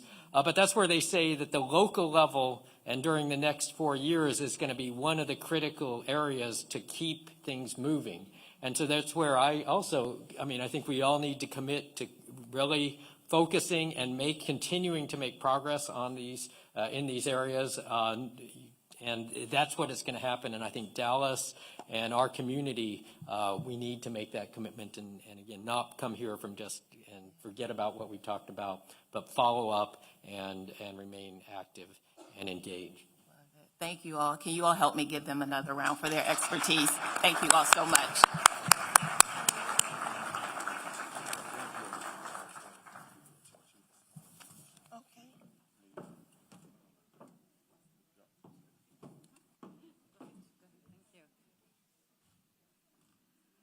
Well, Marisa and panelists, thank you for that discussion on closing the disparity gaps when it comes to philanthropic opportunities, public health, education, and other aspects of successful communities. And now we would like to welcome back to the stage Assistant City Manager Liz Cedillo Pereira as the moderator for our second panel, Fair Park, Honoring Legacy, Embracing Innovation, and Connecting Communities. In addition, panel members Valletta Forsyth Lil, Board President of Fair Park First, John Jenkins, Director of Parks and Recreation Department with the City of Dallas, and Lubbock Smith, Senior Vice President at Vista Bank and Director of Community Development at Visa Reach. Would you please come to the table and take your seats? And I just want to remind everyone that you can use your program on the back to write any type of notes. And remember that in the center of your tables, you have clean cards that you can write your question or comment, and then you can discreetly raise up your hand so that a member can stop by and pick it up. Thank you. And let's do one more round of applause.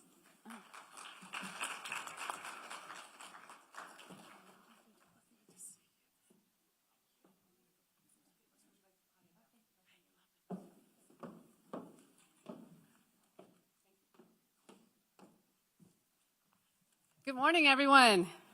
Okay. Why don't we just, if you can, stand up and take a stretch, because this is going to be your break. And I know we need to keep on moving mentally and physically, right? But this panel is very exciting for me, and I'm so glad that it's on our program today. We have been doing the Equity Indicator Symposium for what now, six years? Raise your hand if you've been at every one of them with us. Okay, I see 2. Okay, well, let's give these 2 a round of applause for perfect attendance.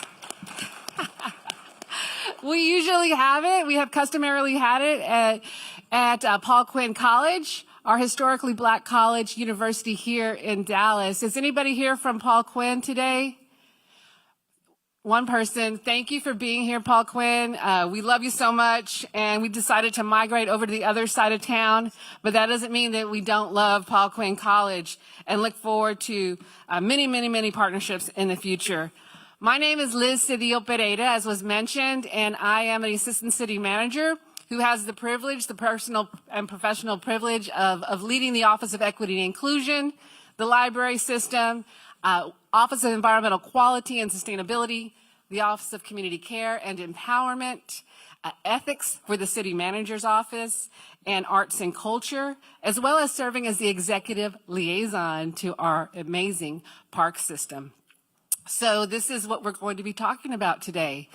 What's the intersection between parks and environmental justice, parks and historical inequities, parks and economic well-being, parks and resilience, right? You know, there's these connections that our previous panel drew for us, and that's what we're here today. And we know, has anybody ever not been to Fair Park who's here today? Is there anybody's first time here at Fair Park?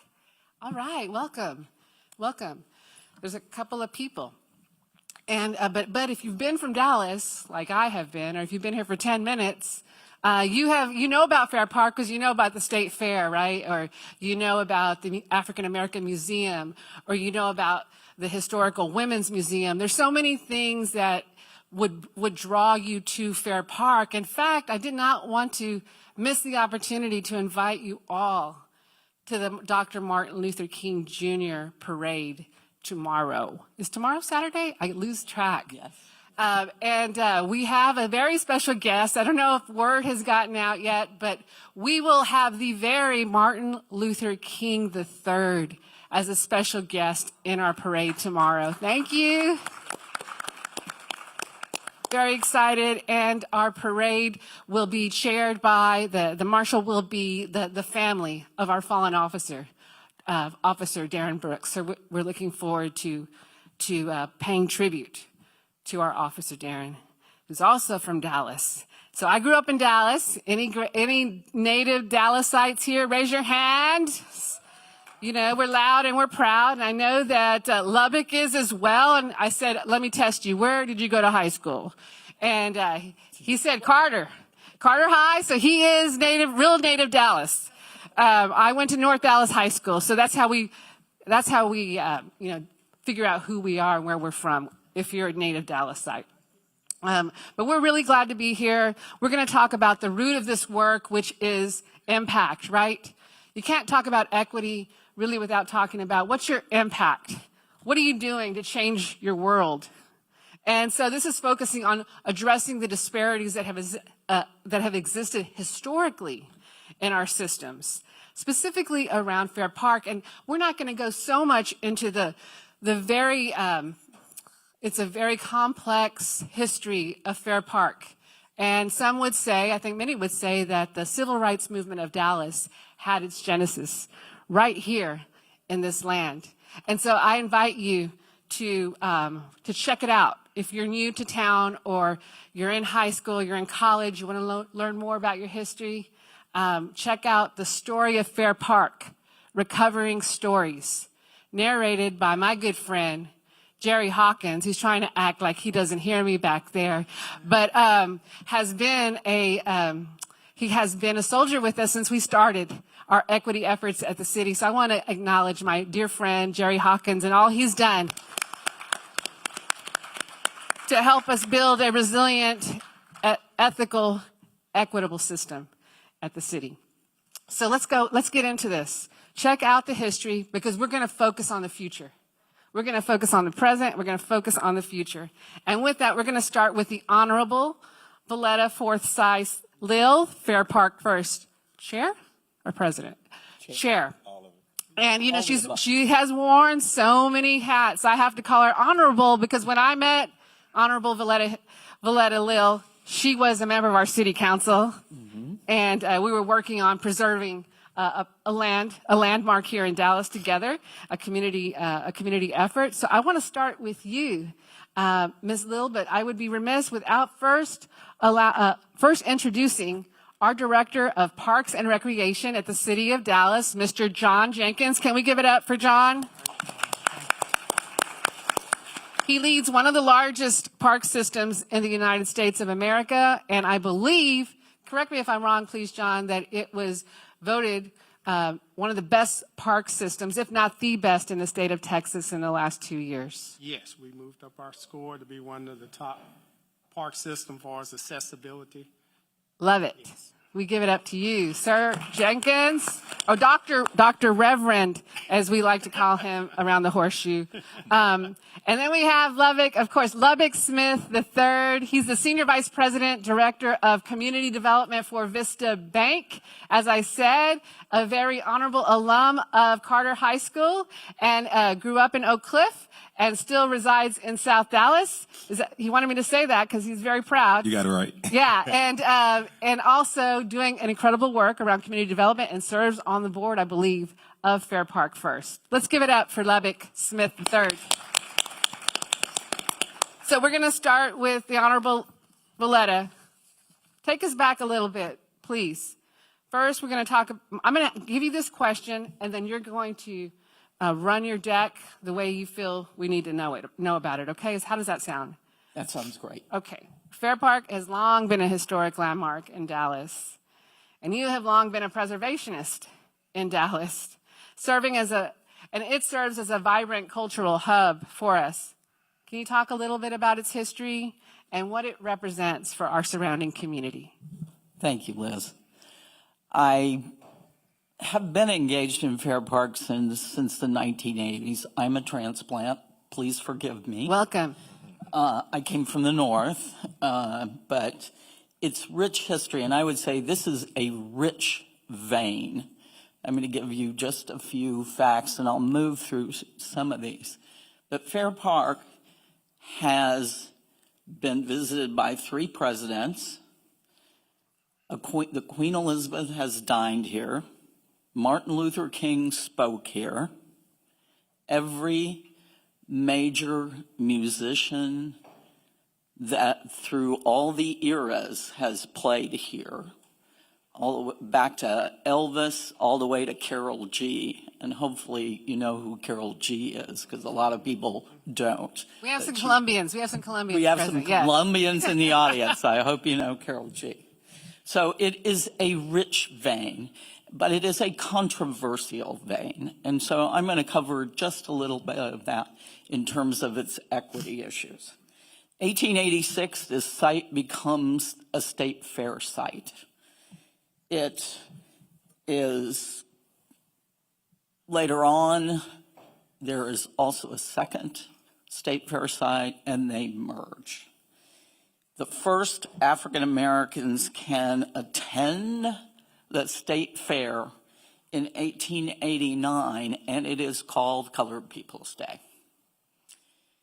In 1904, these grounds become the asset of the city of Dallas, and being the second oldest park in John's system, with Old City Park being the first. It is best known for being the site of the Centennial or World's Fair, 1936.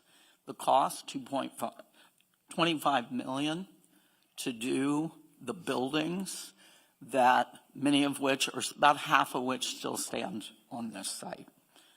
There were 77 buildings then. There are about 34 today. It was billed the World's Fair of the Southwest. June 19th, 1936, the Hall of Negro Life opens on a site that is close to the African American Museum.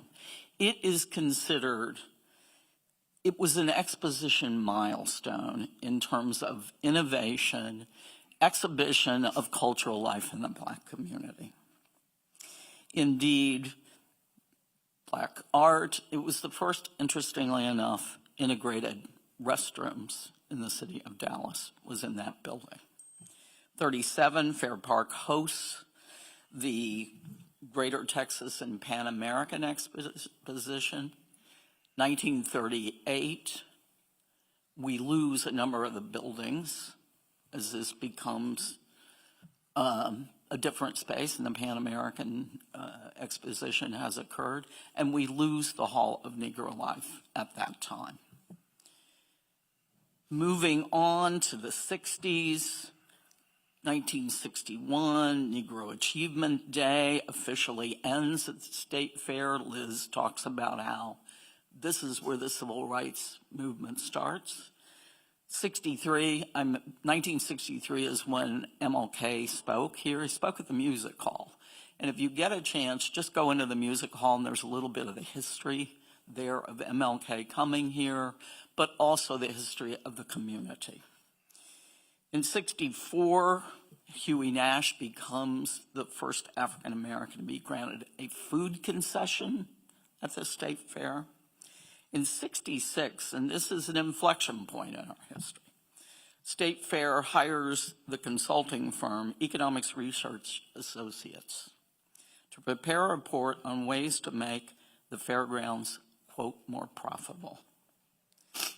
The Economics Research Associates come forth, they deliver their report, a redevelopment program for the State Fair of Texas, and this particular report suggests surrounding Fair Park with a concrete moat of 20,000 parking spaces to create a visual and physical segregation from the communities, separating the Fair Park, separating this site from its community.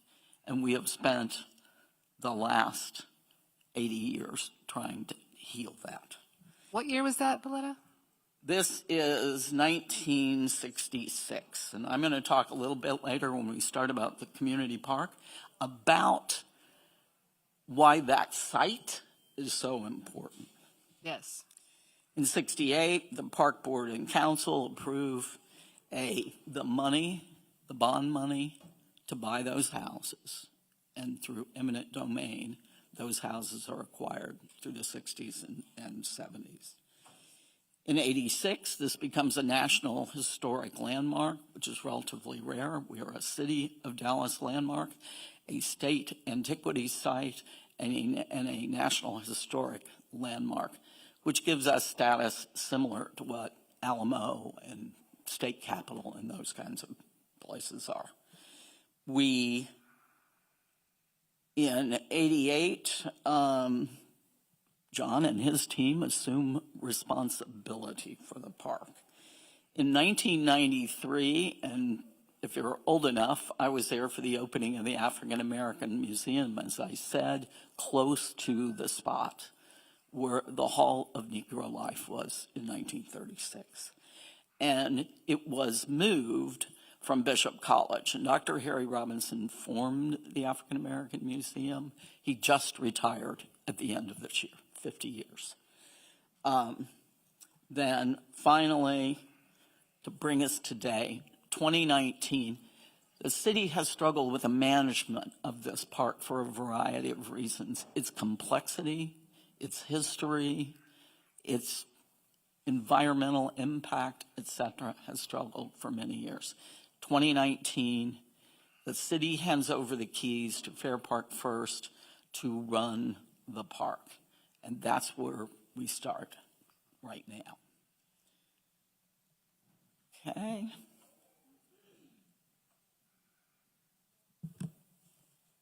I'm going to wait to talk about the priority projects. Excellent. That gives us the context, right? Thank you for situating us in the history and the heritage of our Fair Park, and why it has been such a challenge to change the game when it comes to equity in the Fair Park system. But I think that is a priority of our park system, led by Director Jenkins. And I want to direct this next question over to you, John. And Chair Stewart of our Parks, Trails, and Environment Committee was here earlier, and she mentioned the CCAP, the Climate Action Environmental Plan, as well as the Racial Equity Plan, the REP. All 42 departments at that time participated in the equity plan to give their own, not only their audacious goals, but their department progress measures and how we're going to measure over 3, 5, and 7 years, how each department was going to hold itself accountable to achieving closing disparities based on our equity indicators report, as well as their own department goals. Parks has some very important goals, one being proximity to communities, and also the time in which a person can access a park, right? So how does, specifically when we zone in on Fair Park, the revitalization of Fair Park support our city's goal of equitable access to parks in historically underinvested areas? Yeah. First, let me start by saying, first I want to thank Valletta for the history of Fair Park. It's very extensive. There's good and bad history as it relates to Fair Park. And also I want to thank you all for having me here today to be part of this. And give you a little background, I'm the 8th park director in the history of the park system. Park system started in 1876 when our first park was purchased, which is what was called Browder Springs, which is now known as Old City Park. 1905 is when the park board was established. And so folks like to refer to me as the city employee who has 30 bosses. I have 15 park board members who appoint me and set the goals for the park system. And I have 15 council members who appoint the park board members that I report to indirectly as well. And so it's the most rewarding job I feel like you can have in this entire city. And I do consider it a privilege. I do, and I mean, and I don't take that word lightly. I consider it a privilege to serve as the parks director and being the 8th park director in the history of the system. But I've been around 32 years, and I couldn't do it without the support of my leadership team. And I do have Ryan O'Connor, who's in the office. He's here in the audience today. He was supposed to be up here today. But once I heard about that we're talking about environmental injustice, or inequity. I told Ryan, no, I'm taking this one. I was out sick the first part of the week, and I want to make sure the panel know I'm okay. It's called work bronchitis, where you work so hard, you get sick and you need to take some rest. So I'm good. Nothing's contagious. But I wasn't going to miss this opportunity. And as you bring up the question about how does park system measure equity throughout our entire park system? Well, we like to make sure every resident who lives in the city of Dallas, regardless of your income level, regardless of your race, regardless of your background, we want you to be able to have access to a park within a 10-minute walk. And we have made great strides over the years. In the last 8 years, where we established this metric, we went from 54% of residents having access to a park within a 10-minute walk to now 74% of residents in a short period of time. And we pride ourselves on that metrics because it doesn't matter where you live. The city council, the park board want us to achieve that goal, to make sure every resident have access to a park. And we'll talk about later the benefits of making sure you have access to green space, trails, and parks. Thanks for getting us started. We definitely have a very large park system. You have an incredibly large job at the city, and I'm glad that you're feeling better, John, so you could be with us today. So we're going to circle back with you just on that note. So stay warmed up. All right. Lubbock Smith, again, a native Dallasite, Carter High School graduate, banker. You are a vice president, is that right? Senior vice president. Senior vice president, thank you for that correction. Director of community development at Vista Bank. I wanted to mention that I think you became the first bank to open in the 75210 zip code in over 30 years. Yes, ma'am. Hey. If they weren't going to clap for you, I was going to clap for you. I appreciate that. Thank you. As Senior Vice President and Director of Community Development, can you share some of the significance of this milestone? Seriously, it is a serious milestone. It drives economic development, economic opportunity, and inclusion. It ties into broader revitalization efforts. How has the community responded to the bank opening here, and what is your game plan?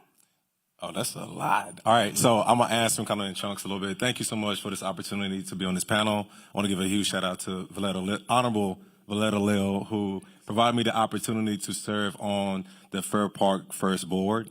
In addition to that, being able to lead this bank in South Dallas is significant and is impactful, not only as my role and position at the bank, but also being a resident of South Dallas. It means a lot, but I think it also echoes to how much further we have to go, given that we're the first bank in over 30 years to be in the area. I think that is something that we all should pay attention to, and it's something that we should advocate for more banks to be in this area, to have density and the first-class quality amenities that our neighbors in Frisco and other neighborhoods have. So I think it's very significant, but it also is symbolic of what when vision meets action. And so the genesis of this bank coming to South Dallas didn't start just in some random room. Started with my CEO and I meeting over a lunch over in Lucky's back in 2020 when I was just a third grade math teacher at Kip Truth Academy. And I was talking with a friend and was telling him about, self-care and self-awareness. And then John Steinmetz, our CEO, was eavesdropping, ended up coming over and intruding on my meal by myself. And just told me that he was impressed by not only the fact that I was, the things I was saying on the phone call, but I took out time to pray for my food. And so that led to a conversation, which led to me praying over him. And then he just told me, he said, I feel like God is telling me, I'm called to pour and invest into you because you're called to pour and invest in others.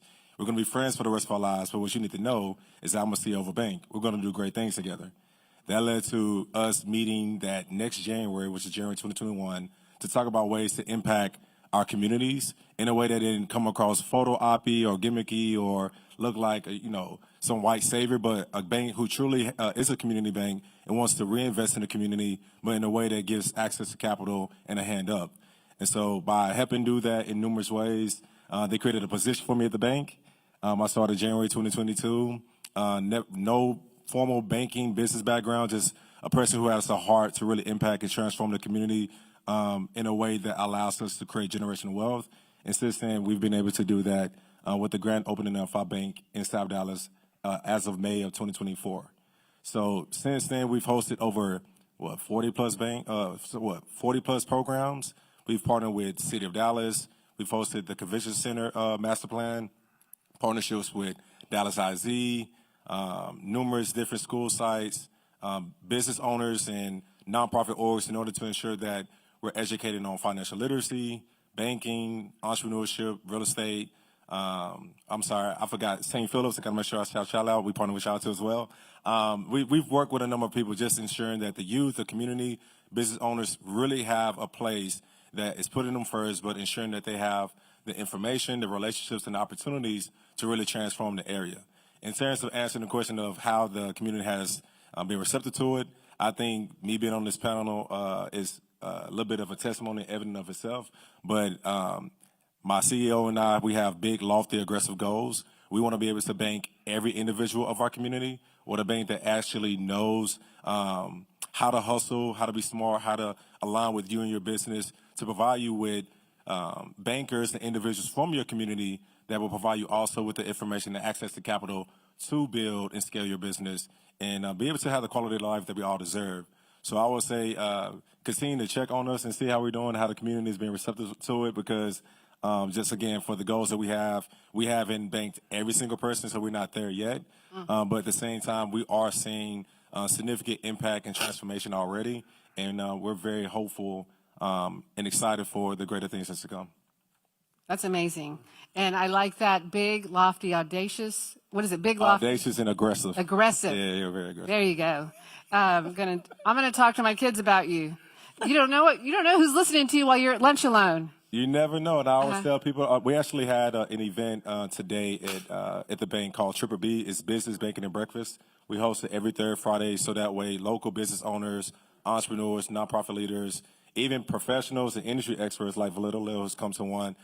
You're able to be in a room, because when you do that, the synergy is there. You're able to share thoughts and ideas, your hearts for the community, and you never know the great things that come from it. And we've even had some students come and join, and we're actually going to be hosting Dallas ISD internship program, where we're having some of the students come and join. And one of my interns right now, not a high school student, but a recent SMU journalism student, has met significant people, but also creating some great opportunities for ourselves. So you never know who's in a room. You never know who's watching you and what you know, but it's a matter of who knows you and create those opportunities together. Thank you. Who's that SMU Mustang in the room? Raise your hand. Thank you. Pony up. Thank you for being here.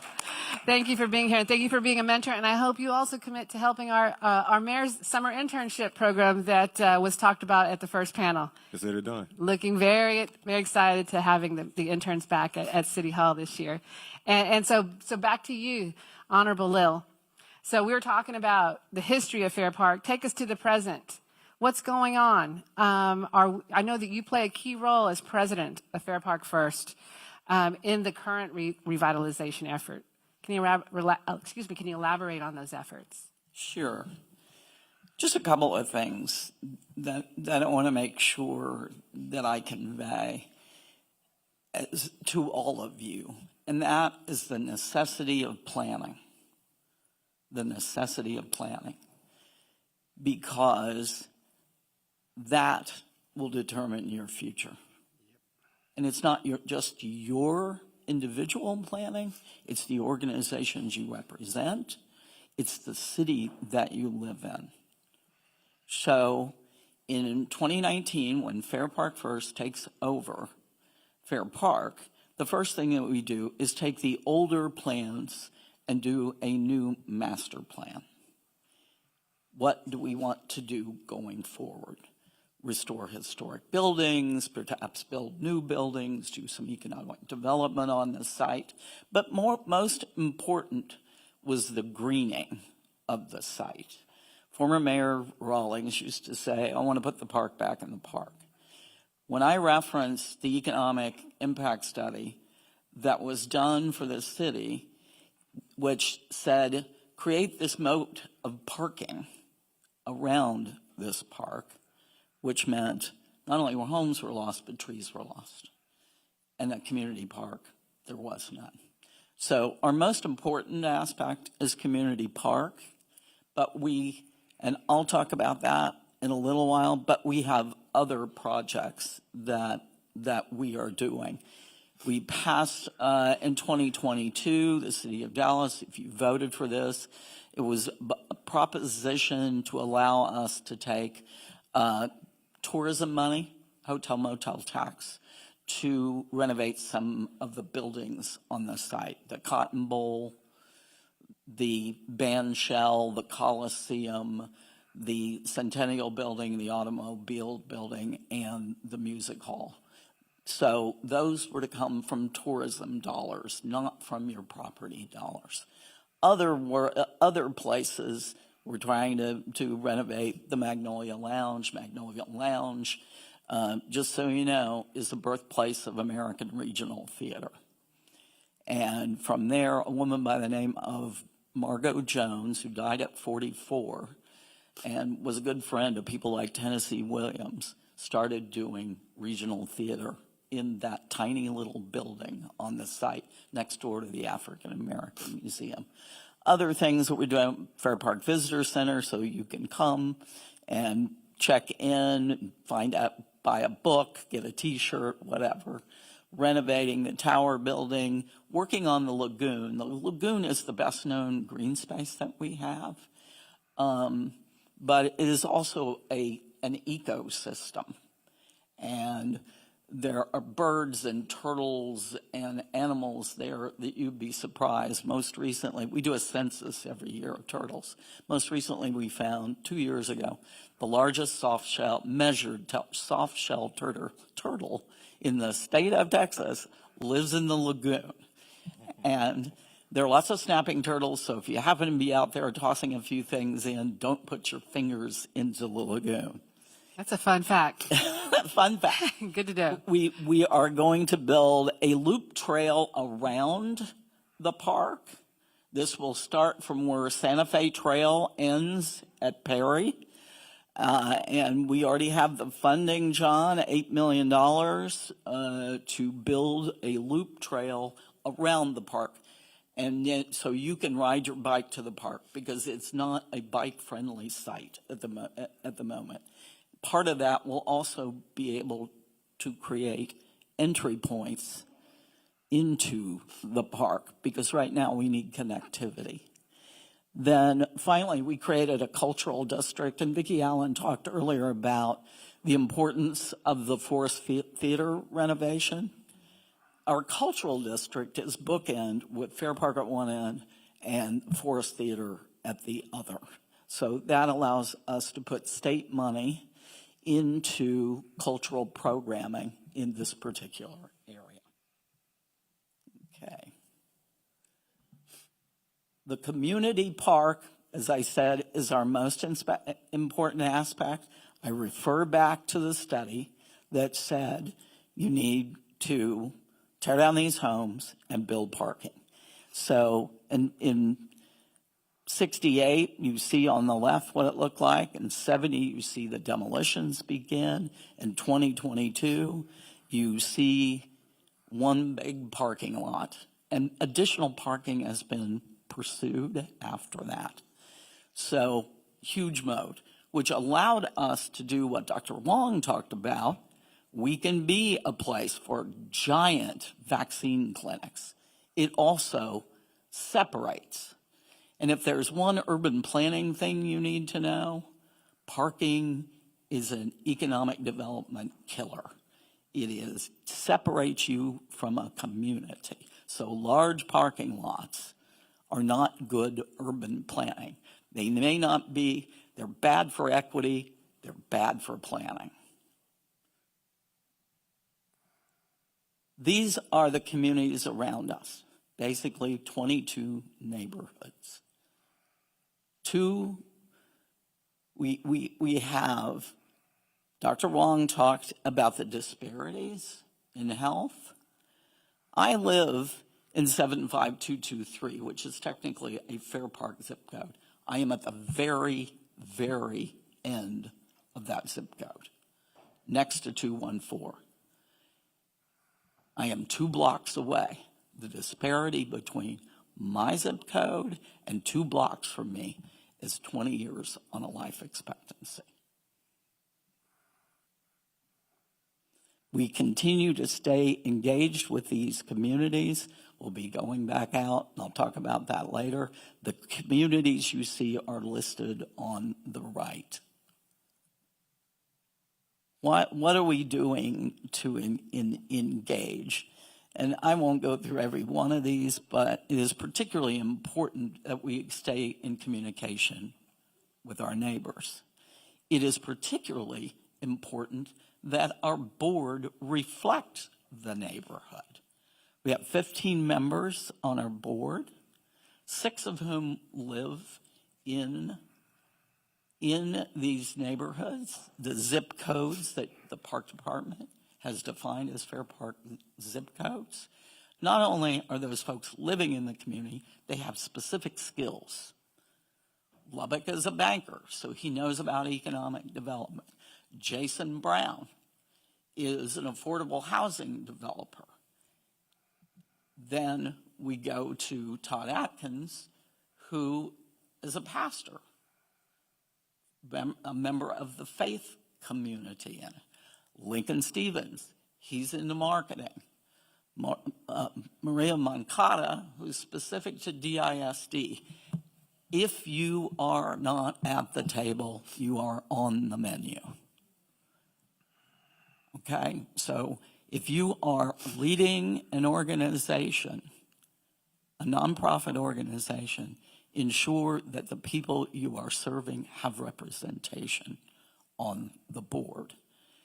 Our board, then the product we produce is also, whether we're contracting, we do about 60% MWBE participation. We are doing community programming on a regular basis that is to meet the needs of the community, plus doing bigger programming so you can come to the Cotton Bowl for a concert or other types of things. So it's making sure that we are engaging, and that is particularly important as we move forward to building this community park. Thank you. And some great nuggets there, Valletta, and thank you for passing them on to us about planning, about board development, about partnership, about longevity. You got to give this some years of dedication, not 1 or 2, but decades, frankly. Decades. So John, build on that. Like, what is the importance to you, to your park system, to the city of Dallas writ large, partnerships? Oh, yeah. Partnerships is the pillar of our organization.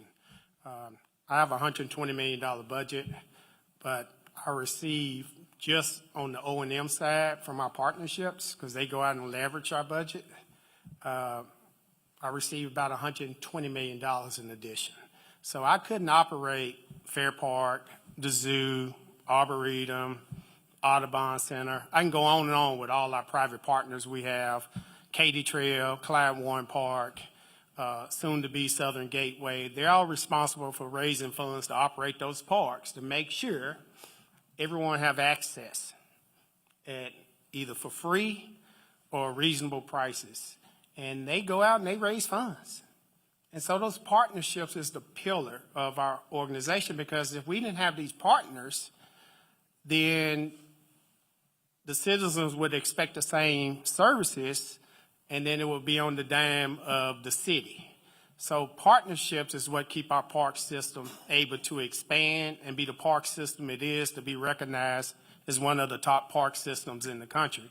And we're very unique to have this opportunity, but more than anything, it allows that opportunity for us to provide the goals of the city council and the park board to make sure all citizens have access to safe, clean parks, amenities across this city. Okay, just one follow-up on that one, John. The safe, healthy, connected access to parks. What's your vision for promoting health, environmental justice, and economic equity here at Fair Park? Yeah, thank you for that. Okay, so,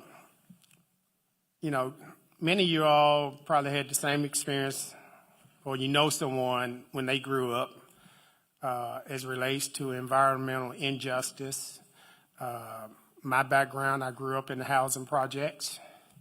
And just like most housing projects, probably 9 out of 10 probably was built next to some type of environmental dump, environmental area, or it was in a floodplain back then, because you could build back then in those days in floodplains before you hit all the regulations. And so what Fair Park, and you heard Valletta mention about, is so important to plan. And one thing Fair Park that I feel like they have gotten right was the master planning of the park. And what I mean by that, someone who's been here 32 years, I've seen several mayors, I've seen several elected officials, I've seen several appointed officials, I've seen several community folks that didn't get that part right. And we've been trying for years to finally get this right at Fair Park. But the one thing they did right, they spent, I want to say, almost 2 years personally going to those 22 neighborhoods that Valletta brought up. They personally would go to a meeting and sit in someone's house with maybe just 8 folks and make sure they heard them out. They made sure that the community was heard. Because for years, you got to understand how those surrounding communities felt about Fair Park, okay? That they just get to drive around it. They weren't part of Fair Park. And what Fair Park first did was made sure, the first thing we're going to do is make sure the surrounding community is part of Fair Park. In particular, because of the history and the environmental injustice that has taken place over the years, the economic injustice that has taken place over the years, and that is what they got right. And because of that master plan, just as I mentioned, when I was young growing up, we all just accepted that asthma in our neighborhood, that's the normal thing. You go to school, everybody got asthma. You hear about everybody got hypertension. You hear about everybody's having heart attacks. They family members done died. They haven't even reached 50 or 60. I'm a product of that. 2 brothers all died before they was 50. Mom and dad died before they was 60, all health related. And so we just accepted that that's the norm. But when you create green space, what they're creating at Fair Park, that a master plan says, no, we have to have more green space. We have to have more trees. Because you know what? When we have trees, we can breathe better. And you know what? There was a study done that around Fair Park is one of the hottest areas as it relates to a heat island. And guess what? If you got all this heat, it's going to be, if you got asthma, you already got hypertension issues, you're going to have issues. And so what they're doing is they're going to now allow access. People to be able to breathe because we're putting in more trees. Being able to put in trails so folks can have opportunities to walk in safe places and get that type of exercise. So I'm going to cut it short there because I can go on and on. That's why we call you Reverend. Yes. Thank you, John. And you set that up so well. I don't know, you know that, but we have environmental justice as a theme in the equity indicators. And this is the first time, thanks to our city council, specifically Councilmember Blackman, who when she was the chair of the environmental committee said, why aren't we not collecting data about environmental justice or injustice? And so we're collecting data now alongside the CCAP and our incredible team at Office of Environmental Quality and Sustainability. I want to give a shout out to Paul White, who's our interim director of OEQS, and his CCAP team, collecting data around EJ screen, tree canopies, solar accessibility, and food access. And this is all data that has to be reliable, right? And it has to be over time. Things are not going to change from 1 to 2 years. You might look at our equity indicators and, man, we're not moving the needle. Well, we didn't expect necessarily to move the needle on indicators as large as the ones that we're collecting data about What we set ourselves up to do was to collect the data so that people in our community, like myself, like John, like Ms. Arnold, who said it, we don't live with the injustice that we don't recognize growing up until it's too late to do something about it.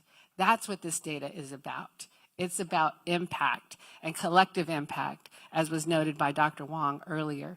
So my friend from DISD, my Carter High friend, has the last word on this panel. Mr. Lubbock, take us down the road.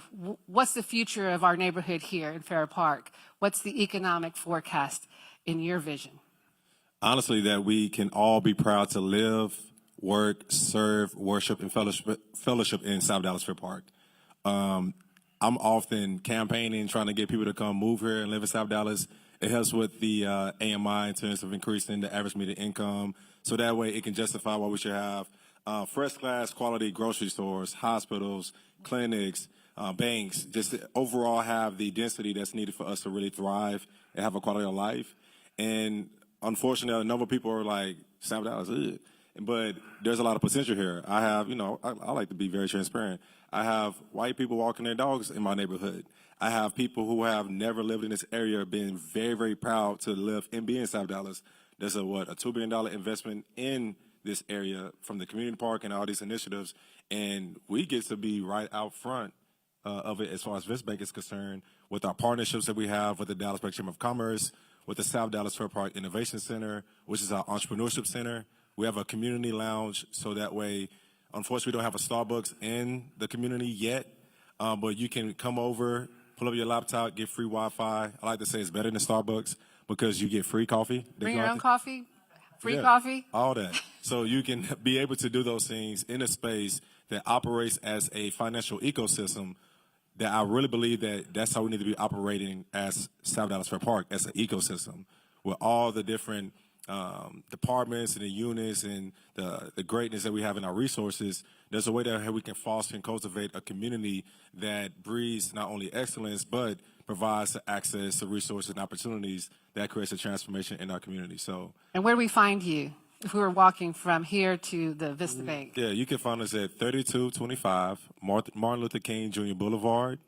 It's right in front of the Fiesta across the street. And you can come and find me and my amazing team, Tanil Lang, who's outside with our table. She has more resources there. We have tons of programs and things that we would like to do in order to partner further with the community. We are big in business funding and banking. We do not just talk about being able to provide access to capital. We have a commercial lender in-house that you can meet right there personally. You don't have to call and make an appointment. He's already there all day.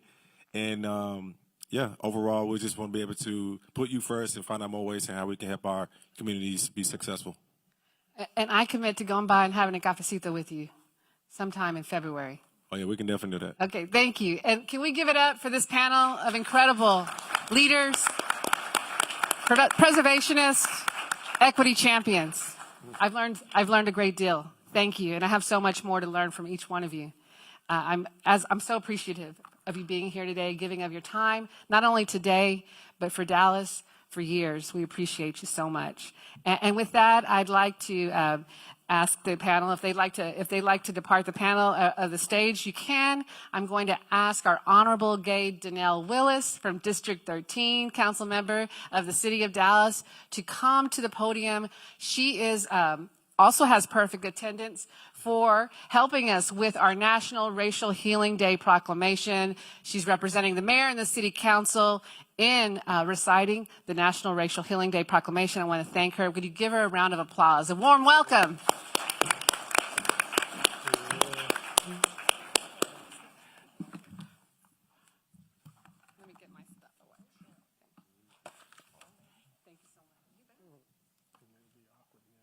Thank you. This is one of my favorite dates every single year, so I'm very honored to be here to read a proclamation from the mayor on behalf of the City Council.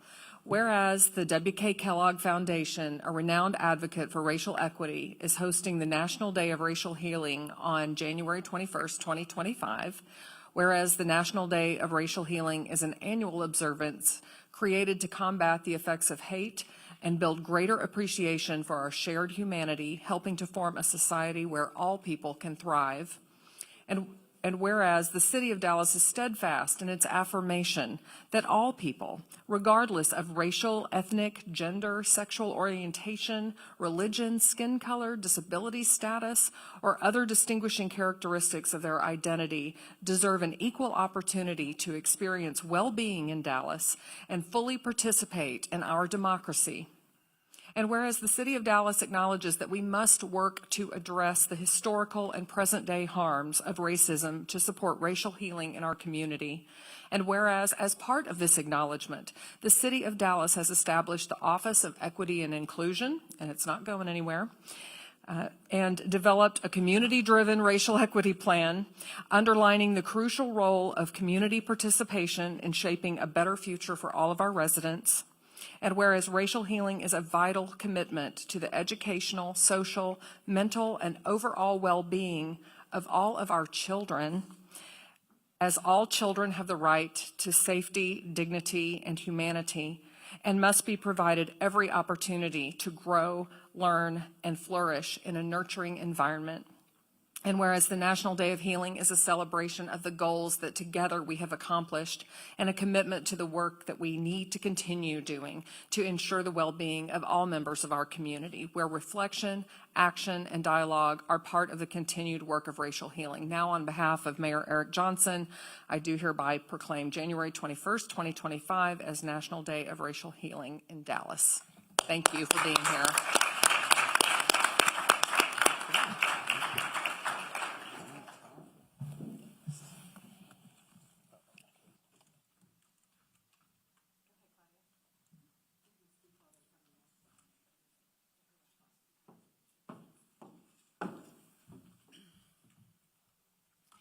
Well, now it's time for lunch. It is served right outside the back doors, so we will reconvene in 20 minutes for the second portion of our program at 12 noon. Thank you.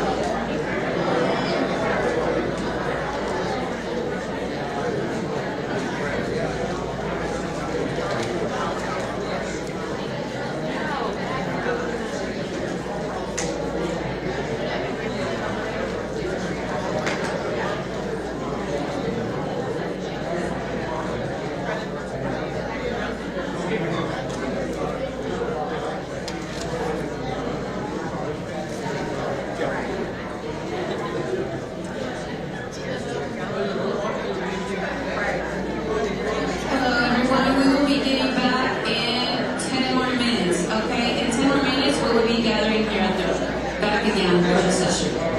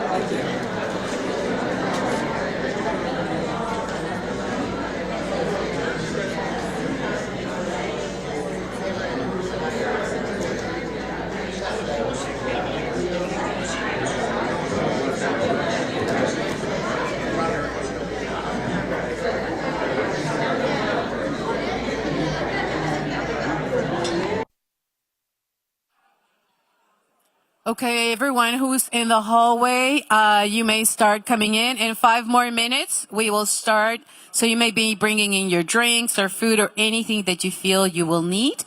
Just in 5 more minutes, we'll be reconvening.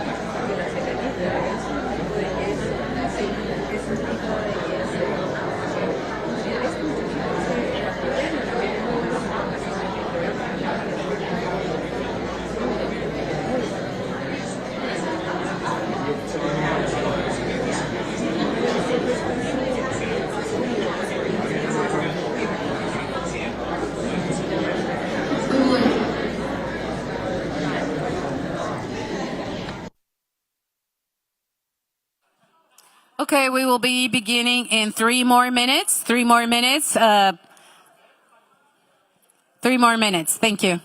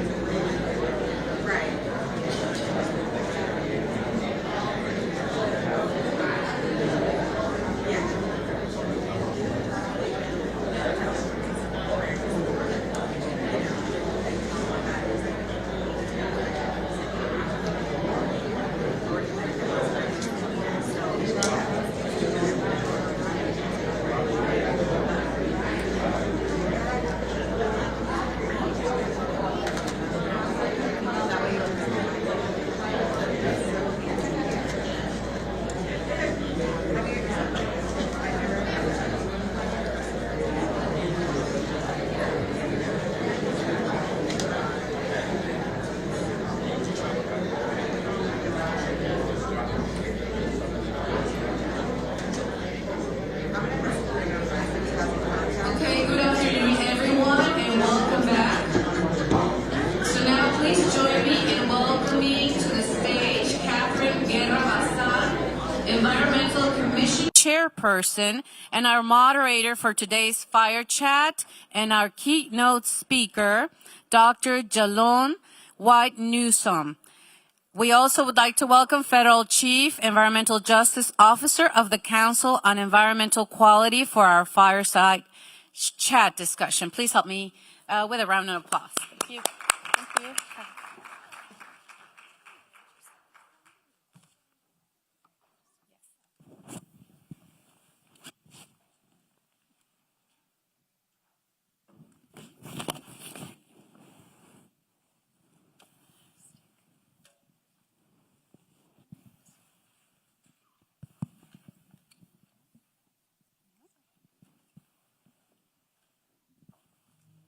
Thank you so much, Claudia. Good afternoon and welcome, everyone. I am Catherine Guerra-Bazan, and I have the pleasure of serving as the City of Dallas Chair of the Environmental Commission. We are a, shout out, yeah. We are a community-led and equity-focused advisory body that has been advancing the city's climate action plan since 2021. I hope that you enjoyed your lunch and that you are ready to meet today's phenomenal keynote speaker as we really focus in our conversation on environmental justice. It is my pleasure to introduce to you Dr. Jalon White Newsom, who was appointed to serve in the Biden-Harris administration in June of 2022 and recently completed her public service as the first federal chief environmental justice officer at the White House Council on Environmental Quality. Yes.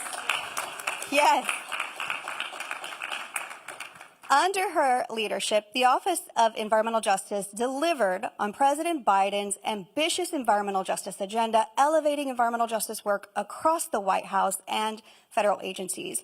Her work was pivotal in making critical initiatives like Justice 40 a reality through the federal government. A native of Detroit, Michigan, Dr. White Newsom has tackled environmental challenges from a wide range of positions and perspectives, including grassroots environmental justice movement, philanthropy, state government, private industry, and academia. Dr. White Newsom earned a PhD in environmental health sciences from University of Michigan, a master's of environmental engineering from Southern Methodist University, and a bachelor's in chemical engineering from Northwestern University, and a certificate in diversity and inclusion from Cornell University.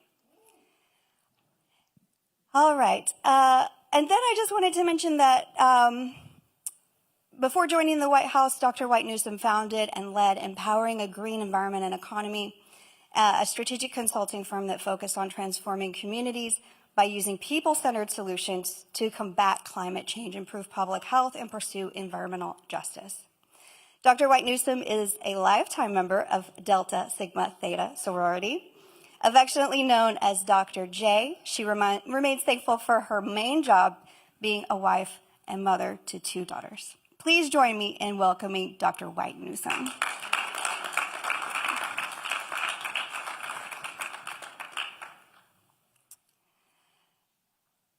All right, environmental justice. We're gonna just start this conversation here with a little bit of background. Environmental justice, or EJ, can be defined in a number of ways depending on your perspectives, life experiences. Can you just start off by telling us what does it mean to you personally and how has that definition evolved over time? Well, first of all, Catherine, thank you. And I'm sorry you had to read that long introduction. But it is wonderful to be here. How are folks doing? I know you just ate and sometimes it's hard to follow up lunch, but appreciate you all being here. Appreciate being invited. This has been a powerful morning. I've been here since the beginning, just listening and taking in all the great leadership and wisdom and I would say vision of the folks you have here in Dallas. So I just want to appreciate, again, all the city council folks, the interim, everybody.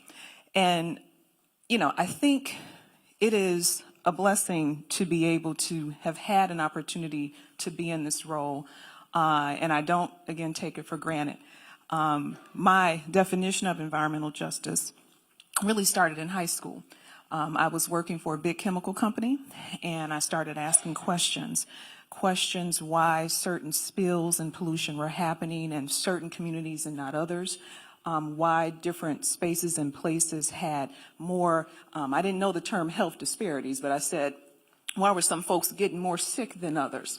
And so I continued asking those questions from high school to college and realized that growing up in Detroit, the most polluted zip code was 48217. And I had family and friends in my church that, again, were losing people due to cancer clusters, not a couple of people, but whole blocks of folks. And realizing that this was not just a phenomenon in Detroit, but when I went to undergrad in Chicago, spending some time with the mother of environmental justice, Hazel Johnson, and learning, we're asking the same questions and fighting the same battles. And so really over time, from, again, being inquisitive in high school, working in private industry, one of my first facilities I worked in after undergrad was in Dallas. And I started asking the same questions when I went to a facility in Fort Worth. that was very much in a community with environmental justice concerns. So realizing that it was not just a community problem, it was the fact that, as someone noted, the planning didn't happen, that people were not made a priority.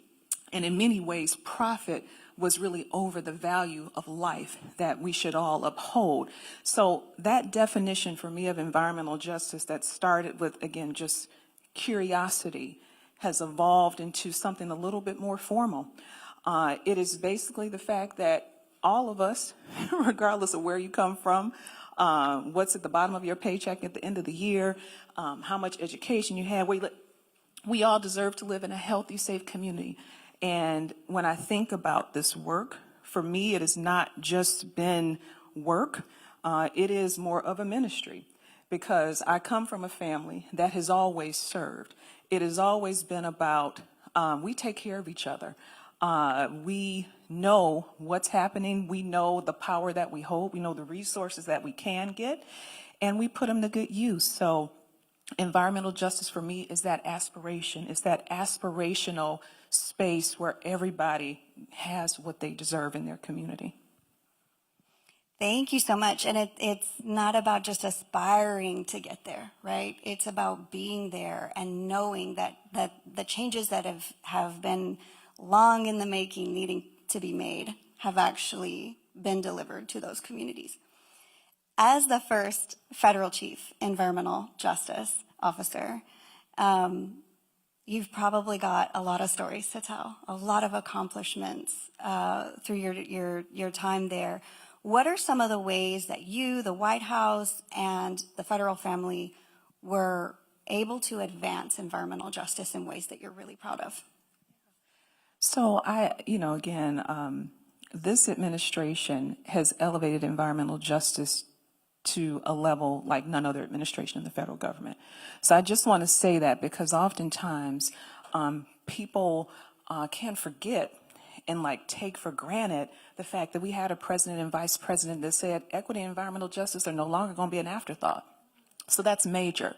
And what that means is that our federal employees and our civil servants had the cover to actually make the changes in practices and policies to institutionalize environmental justice. And when you talk about institutionalization, it's about how are these things going to last beyond me, right? And so really having that cover and that push from the highest levels allowed our federal agency partners to do just that. When you think about what it takes, and I know you can't just get to environmental justice overnight. It is a process. It is first making sure that the government, which in some ways has been one of the primary offenders of environmental injustice, making sure that the government acknowledges that there has been hurt and harm done. And what are the ways that you are going to begin that healing is making sure that whatever policies that we begin to put in place, that they're informed by people. And so when we talk about advancing environmental justice, it's more than policy, but it's policy that's informed by the wisdom of communities that are the most impacted. And I will say in this administration, we created the first ever White House Environmental Justice Advisory Council, better known as the WEJAC, and every policy vision that the president had was informed by that advisory council. 36 members from across the country that come from different stakeholder groups that said, hey, if you're going to do a Justice 40 initiative, if you're going to say that 40% of the overall benefits of all of our loans and grants and resources are going to go to disadvantaged communities, you need to figure out the way that you're going to do that and make sure that we're involved. So everything we did was guided by the formal recommendations of this body. And that's never happened before. So when we talk about, again, the policy aspects, the people, well, the other thing in this administration to advance environmental justice is you have to have the money to back it up, right? So we had over $600 billion dedicated to advancing the Justice 40 initiative. And what that means is that the Justice 40 initiative is not just this thing, it is actually changing the way the federal government worked and thought about environmental justice. Now, again, nothing's perfect, but what it did, we had to every program, over 500 programs across our federal agencies, 19 federal agencies, say, hey, how do we make sure that this money gets to the places that need it the most? How do we prioritize? A lot of what I've heard this morning. And we are actually, had this 40% goal, and we were actually able to exceed that. And so 71% of the benefits of these resources made it to disadvantaged communities, those communities that have been overburdened by pollution and underinvested in. And that's major. And the thing is, with environmental justice, sometimes you don't see the benefit immediately. And so it's important that folks realize that this $600 billion is not going to make your air healthier the next day. You're not going to be able to connect communities that have been divided by highways the next day. But what it does is sets a great foundation for the future. And so when you talk about advancing environmental justice, for this administration, it's not a sprint, it's a marathon. So we had the policy, we had the resources, we changed the hearts and minds of the people that, again, implement this policy. And we laid a great foundation that I hope will serve communities, not just at the shift of this administration, but for years to come. So you have been a grassroots environmental advocate for a long time. You have 30 years of experience in this space. And I know that you've experienced it. I've experienced it in my advocacy. And we like to call it performative public engagement. We, an agency, we're going to hold a public meeting. We're going to take your comments.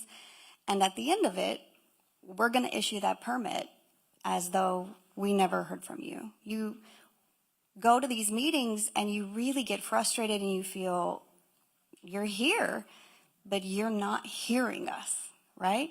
So talk a little bit about what has changed about the way the federal government is centering those lived experiences and community voices and stakeholders, especially in underserved and marginalized communities. Yeah, I had the opportunity to work for several years for We Act for Environmental Justice, based in Harlem, New York, and ran their policy office in D.C., and led a national coalition of environmental justice leaders. And I think what was always amazing was the fact that the same challenges that you just named are not dependent upon place. And I think the beauty of what we tried to do was not only listen to the challenges and the problems, but also listen to what was working. And what I'll say is, with the Council on Environmental Quality, how many folks have heard of the Council on Environmental Quality? Yeah, see, that's the reception I usually get. So I'm gonna back up a little bit. So we have the White House and the Executive Office of the President. There's different policy councils, like the Domestic Policy Council, Nuclear Regulatory Commission, and you have the Council on Environmental Quality. Our job, our mission at CEQ is to protect public health and the environment, plain and simple. So everything we were charged to do was to, again, build on the president's agenda around environment, conservation, sustainability, et cetera. And so I think what we tried to do was also make the White House the people's house. Because a part of environmental justice, and why we still have environmental injustice, is that people are not connected. They don't know what the White House is doing. They don't know how to connect to resources. They don't know who within these agencies to complain to. And so part of what we tried to do was establish that connection and build relationship. Because sometimes I have trouble with the word engagement a little bit, because it seems to be transactional. Because you are trying to, again, in my humble opinion, in these words, sometimes, as a federal agency, I have my thing that I want to do, and I'm going to go talk to this person because they told me to, and that's that, and we're done. Well, we tried to make it more about relationship building. And not that we were able to make everybody happy. Not that I was able to come into a community and say, okay, you have this local permitting problem, but, it's not really thing from the federal level that I can do about that, because that's a local issue. But what we tried to do, even in those places and spaces where we couldn't come in and be the big hand of the federal government, is give folks a platform. And when I say the White House again, Council on Environmental Quality, we didn't give out money, so we didn't have that power. But what we did have was the power and the platform of the president. So what we tried to do through our White House campaign for environmental justice is we were invited into communities that were either having challenges connecting with their state and local leaders, weren't being listened to. And I would come, I would bring my federal friends, whomever, and we would set up and have a conversation. And it would sometimes, again, open the door, because if folks hear the White House is coming and you're a state agency that's not, they will come and have a conversation and at least start that dialogue and start that relationship building. So I think that was, again, one of the ways that we try to, really just like counteract this, very transactional engagement thing that typically happens between the government, which a lot of people sometimes don't trust because of their experiences, and rightfully so, and communities that definitely want to, have have what they deserve, and just are questioning why. So, I feel like, that relationship building was something that was really a thread throughout our offices, throughout the Executive Office of the President, our Office of Environmental Justice. And, while we had some of the formal ways, public comment periods that folks could come and share what's going on, I really am proud of the fact that during those public comment periods, we would record everyone, and where we could make a difference, or every time I give folks a call and say, hey, what can we do? Who do you need to be connected to? We had our federal agency partners listening. Sometimes these public comments went for 3 and 4 hours, but the agencies were there because they wanted to hear and figure out how they could make a difference. So that is something that, again, I don't think has really ever happened. And that's important because people want to feel heard. You might not be able to solve, so many ways wish I could snap my fingers and change the realities of a Mossville, Louisiana, or Manchester, Texas. But what we can do is at least listen, try and have the conversations that need to be had, give a little bit of pressure from the White House that, like, we're looking at you, and just be that support and that encouragement, like, we hear you and we see you, and we're here with you. Yeah. So talk a little bit about how the administration worked to advance environmental justice while taking community-centered, community-led approaches. Maybe you had multiple perspectives or differing ideas. And then how can a city like Dallas implement those same approaches? So again, I think when you're talking about the federal level and the national level, most of our input from communities was on federal national policies, right? And so I think the way we operationalized those policies, as I said before, was very much grounded in what we heard from our WEJAC, our White House Environmental Justice Advisory Council, what we heard from public comments. As I traveled across this country, stakeholders saying this ain't working right, you need to do something different. So really, we tried to course correct what was not working in real time. And so I think for me, community voice, just because of the way I was brought up, has always been centered in the way that I operate. And just because there is a plan or a policy in place, the beautiful part about having an Office of Environmental Justice is that we were able to impart that perspective. So every policy, every grant opportunity that came out of the federal government goes through interagency review. And where we saw, for example, it was lacking in equity or lacking in environmental justice, we were able to speak to that and make those changes. And so the fact that we had, for example, notice of funding opportunities, which are the main vehicle for folks to get federal funding, that now said, hey, we are prioritizing these communities that are showing up as disadvantaged on our climate and economic justice screening tool. As an agency, you have to prioritize those communities, or you have to think about our new definition of environmental justice and what that means in your grant opportunity. So those were the specific ways that communities told us that. Like, you need to make a grant process that's more streamlined. You need to make sure that agencies know that we exist and really don't have an out for saying, we don't know where the communities are that we need to focus on. So the infrastructure that we laid in place at the federal level, I believe is how we centered community voice. And those voices happened all before the president actually came into office. So all this stuff he didn't make up on his own. The Justice 40 Initiative, he didn't make up on his own. Having an environmental justice scorecard, he didn't make that up on his own. You know, creating an executive order that focused on environmental justice and required strategic plans from every federal agency, he didn't make that up on his own. That came from the people. And that is tremendously important.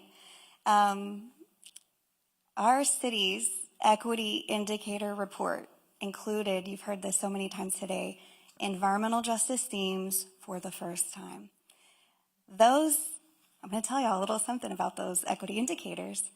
Those equity indicators were written by, drafted by the city's Environmental Commission Environmental Justice Subcommittee.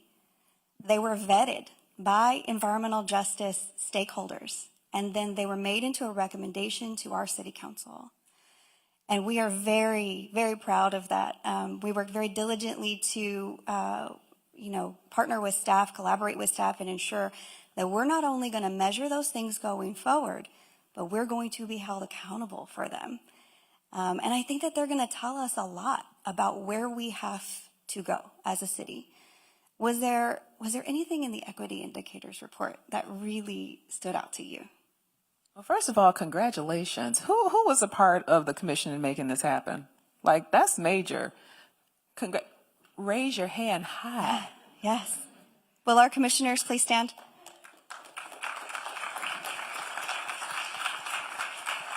Thank you. Congratulations. And what I will say, I'm a researcher, so I'm a little bit of a data nerd as well. And so I had an opportunity to go through, again, not with a fine-tooth comb, but I think a lot of what is represented in that document is what I hear across this nation are the issues that need to be measured so they can be made better. So when I saw, again, child maternal health, that was something that we were not able to capture data for in our climate and economic justice screening tool. So I got excited because every public meeting we would have somebody from the community say, you need to measure maternal child health. So that is amazing. I think what was interesting to me, and I'd never seen this before, not that I've seen everything, but for every indicator, you chose, I guess, the groups that were suffering the most disparate impact. And so every indicator had a different set of baseline group. So I thought that was really interesting. And I have more questions, but I'm not going to ask them now. But that was interesting. I think the other piece in terms of adding environmental justice as an indicator, and Councilwoman Blackman, is that? Yes. Okay, I just want to make sure I heard that correctly. Wonderful. Because, one of the challenges I think with environmental justice, which is really to me about health, and I appreciated Dr. Wong, it's about health, it's about people's health, right? But I think sometimes people need to understand, the why. So when you think about the folks that have the opportunity to really change the health and wealth of a community, corporations, manufacturers, those that are the sources of, I would say, that environmental trauma, sometimes they need metrics and data to say, hey, this is important. The fact that we are reducing the risk, that we are improving the health, that we can actually, save lives. Like, you have the moral, but you also need the dollars to couple that. So any way that you can begin to measure both qualitatively and quantitatively why environmental justice is important, is not just some bow on a whatever. That is critical. And again, I spent 15 years in private industry, so I know where I've had to have many intense conversations with my plant manager on why you have to do right. Like, it doesn't cost us to do right because you're going to pay for it on the end if you do wrong, if we don't manage this waste in the right way. The other thing that I found that was interesting, and as you think about future editions of this report, is really embracing the federal government's updated definition, well, I would say the first definition of environmental justice. So a lot of organizations, again, have rightfully so used the definition from the Environmental Protection Agency, the EPA. Our definition that the president signed in Executive Order 14096, numbers, whatever, in June 2023, embraced additional pieces to environmental justice. So it talked about disability, or like I say, differing abilities. That is an EJ issue. It talked about cumulative impacts. It talked about, again, tribal affiliation. So there's just different elements in the federal government's definition of environmental justice that I think would be worth talking about. And as you, again, think about the next edition. So, I mean, here's the thing. Getting any data on anything is so awesome. So the fact that you had the baseline in 2019, you're adding, and you're going to continue to track is so important. But as I will say, and as I said with my team, it's fine to track, but it's what you do with the data. And so that was the purpose of us developing an environmental justice scorecard. And that's a misnomer because, you know, folks will say, well, are y'all grading the agencies? No, we're not grading folks. We're not trying to shame anybody. But what we are doing is we want to have a transparent vehicle that people can look at on the outside and say, okay, this agency is actually doing something. They are managing civil rights complaints. They are reducing whatever. And so having some accountability mechanism, I think, is going to be real important. And I imagine y'all are already thinking about that, but those two coupled together is very powerful because one, it shows you where you're going and how you're doing, but also the areas, and some of my federal agency partners will say, we know areas where we need to do better. And we're not ashamed or afraid to show that, you know, we could do better in this area. And so being humble enough to admit that is also a critical thing. Because government, again, in my humble opinion, we can be a little special, right? We can think that we walk on water and, you know, everything that we do is right and we can come up with the solutions in our ivory tower. No, we've been there and done that. And that's why we're here right now. When we are dealing with legacy issues, communities that, again, have been dealing with much more than they've needed to. So, yeah. Information is power, and information in the hands of our people is people power, right? Some folks may be wondering on those 4 equity indicators that were selected, why tree canopy? Why tree equity? Trees are great, but you know, maybe there's something else that y'all could measure. Why is it being included in this report? And as somebody who's done the research and the advocacy around climate-driven extreme temperatures, what can you tell us about the effects of trees on urban heat island and how it's affecting minority populations, disadvantaged populations in major cities? Yeah, well, I think the previous panel, I want to say the park manager, I'm probably screwing up his title. I think he did a great job in talking about his experience. And what I will say is I was caregiver for my grandparents, grew up in Detroit, caregiver of my grandparents. They were in their 80s and 90s. Grew up in Mississippi, so they were like, heat, whatever, we're fine. You know, we worked in the fields, whatever. But what I really started to notice is that, and at the time they were on the start of, you know, really dealing with dementia and other chronic medical conditions, that just them being in their home was a hazard because they didn't want to turn on the air conditioning. 1, because of the bill. 2, because of their arthritis. And, you know, they would, you know, I walk into the house and it would be like a furnace. And what I began to realize is that extreme heat kills. And it is still the #1 weather-related thing that kills the most people in this country. So you think it's hurricanes? No, it's extreme heat. But it's also the thing that we can do something about. It is not rocket science.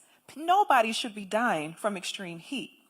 And so when you think about our urban areas, our urban cores that are just concrete jungles, literally, when you think about the places and spaces that don't have the green space, that don't have, you know, the wetlands or the trees, Oftentimes, it is those communities that are low income, that are black and brown, that are indigenous.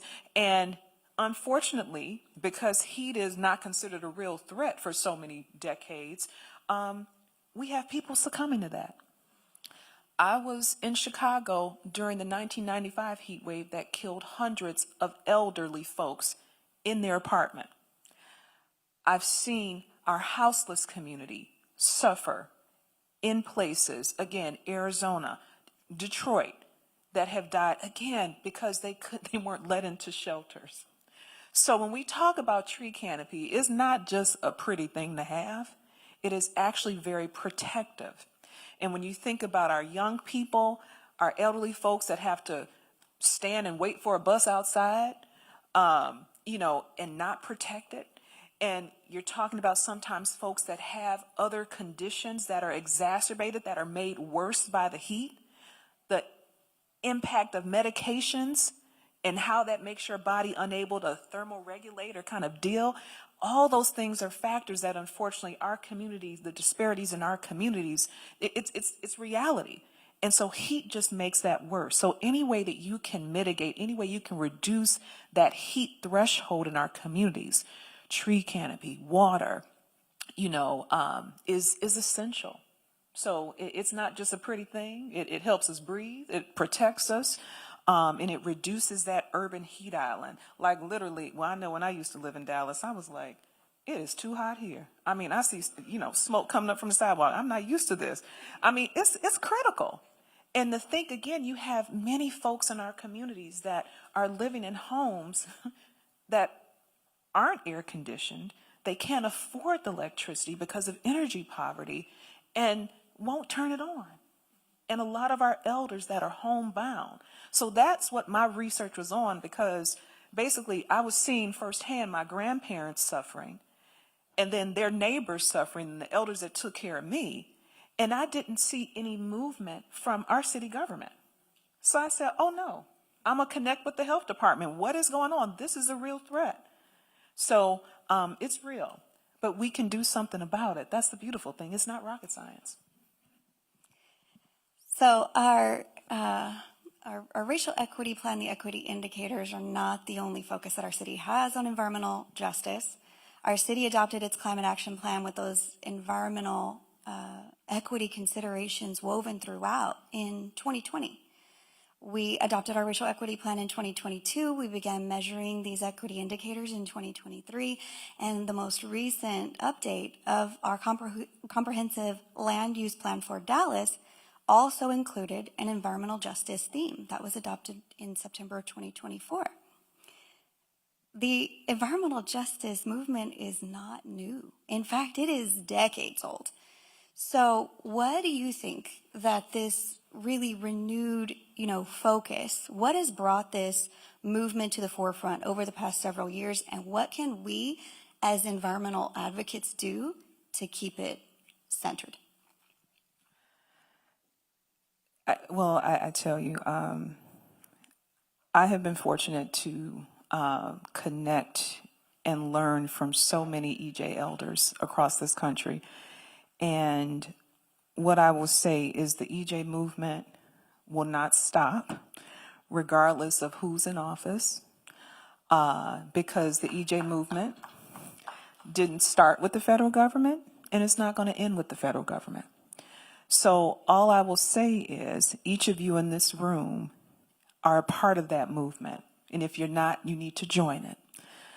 The movement, again, is made up of people. And when I think about the starts of the movement, I think about Dr. Martin Luther King leading the sanitation workers strike in Memphis, Tennessee, fighting for basic good working conditions. That's one of the things that I think is one of the parts of the start of the EJ movement. But then I would say the other example that most people, go back to is what happened in Warren County, North Carolina. Predominantly African-American community that the governor said, I'm going to allow the dumping of PCBs, in your community, and you're just going to deal with it. and they protested with their bodies and laid in the street to keep those trucks from coming in. And that protest ignited a report, United Church of Christ, Toxic Waste and Race, I think in 87, that began to make that connection between black and brown folks and where waste ended up. It wasn't by happenstance, it was calculated. And again, I'm truncating the history, but again, this was started by people. So we have this report that begins to document the reality across this country.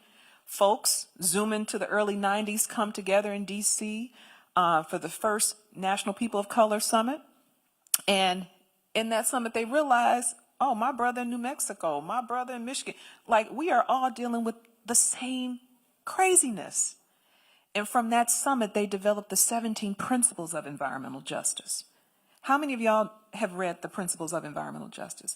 Okay, I want you to Google it.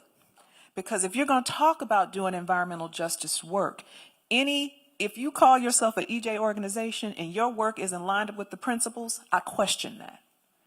So think about those principles. Think about the Jemez principles of democratic organizing, again, started by our brothers and sisters in New Mexico. How entities that might come with different perspectives are supposed to work together, have that mutual respect. So this movement, again, as you said, started decades ago.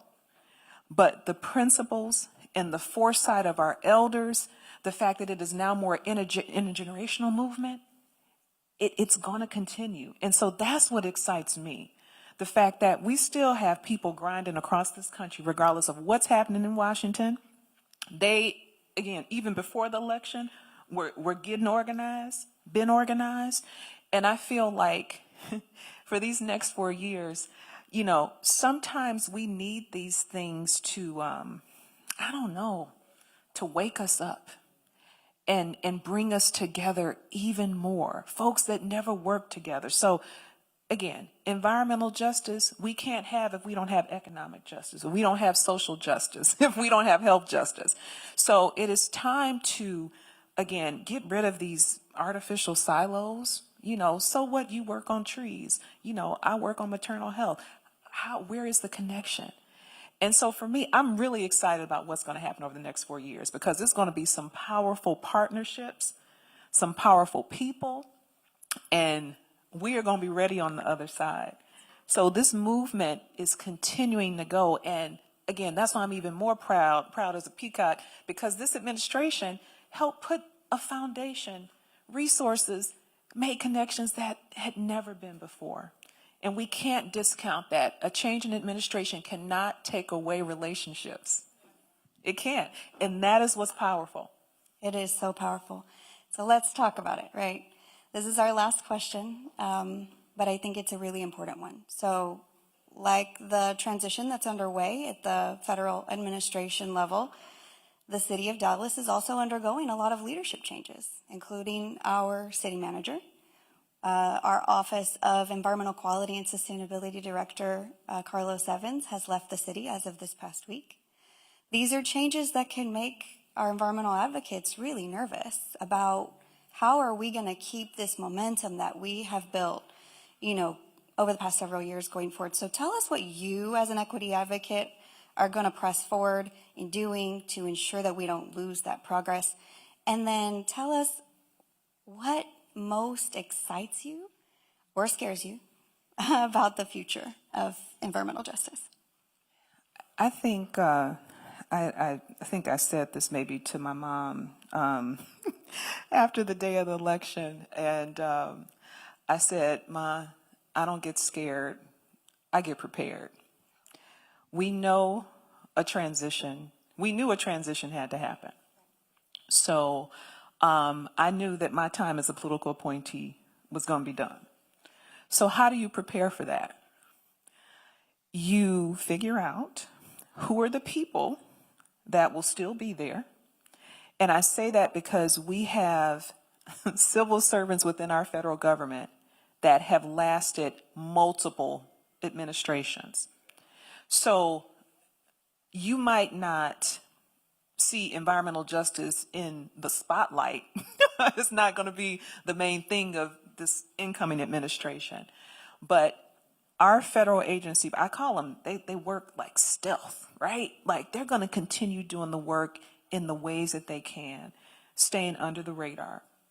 And so we started having these conversations months before the election with our federal agency partners, with our outside external advocates.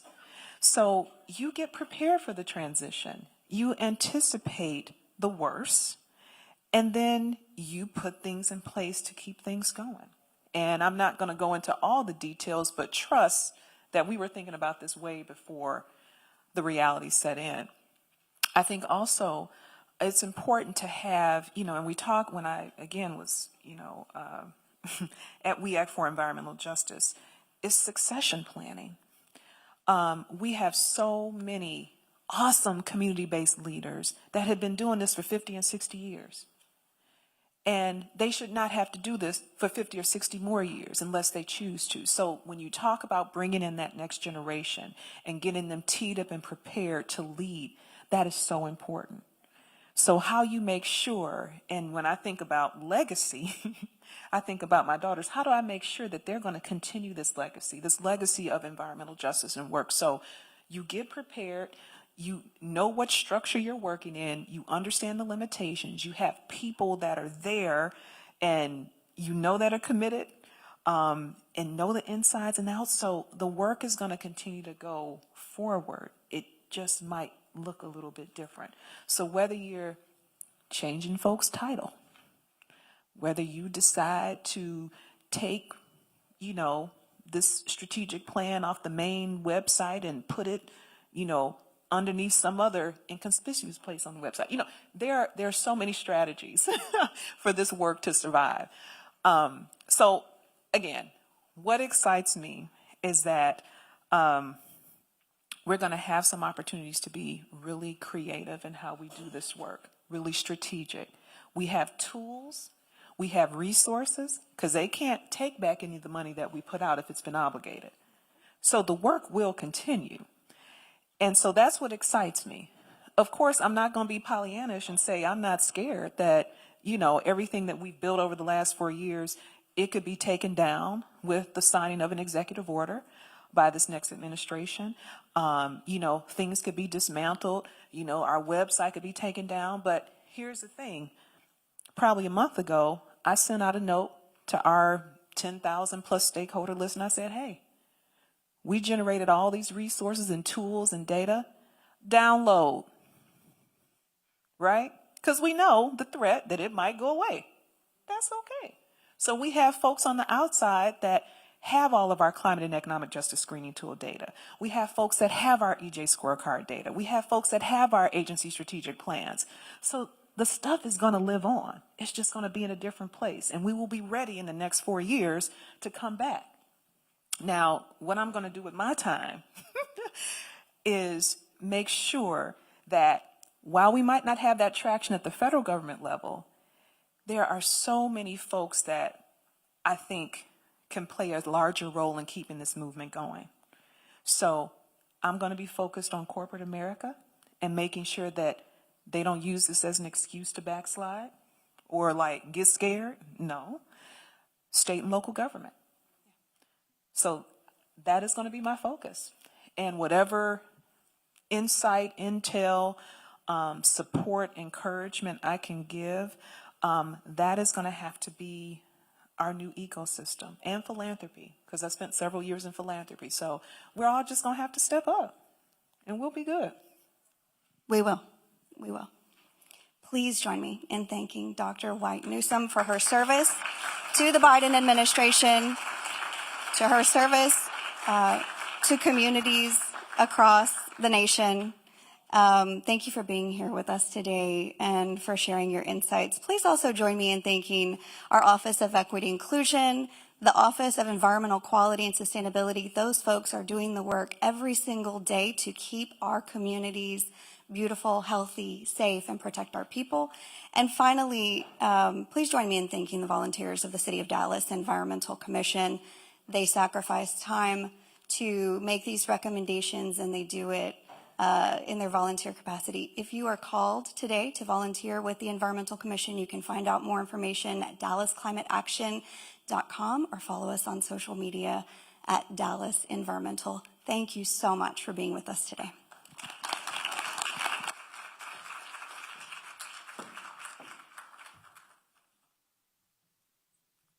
Thank you, Chairwoman Bassan and Dr. White Newsom, for that deep dive into the history of the environmental justice and ways we can learn and apply lessons learned to forge new paths in the future for healthier and prosperous communities.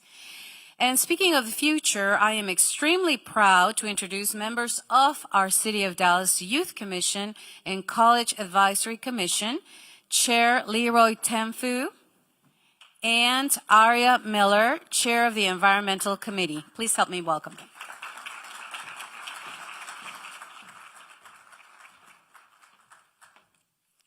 Good afternoon, everybody. My name's Aria.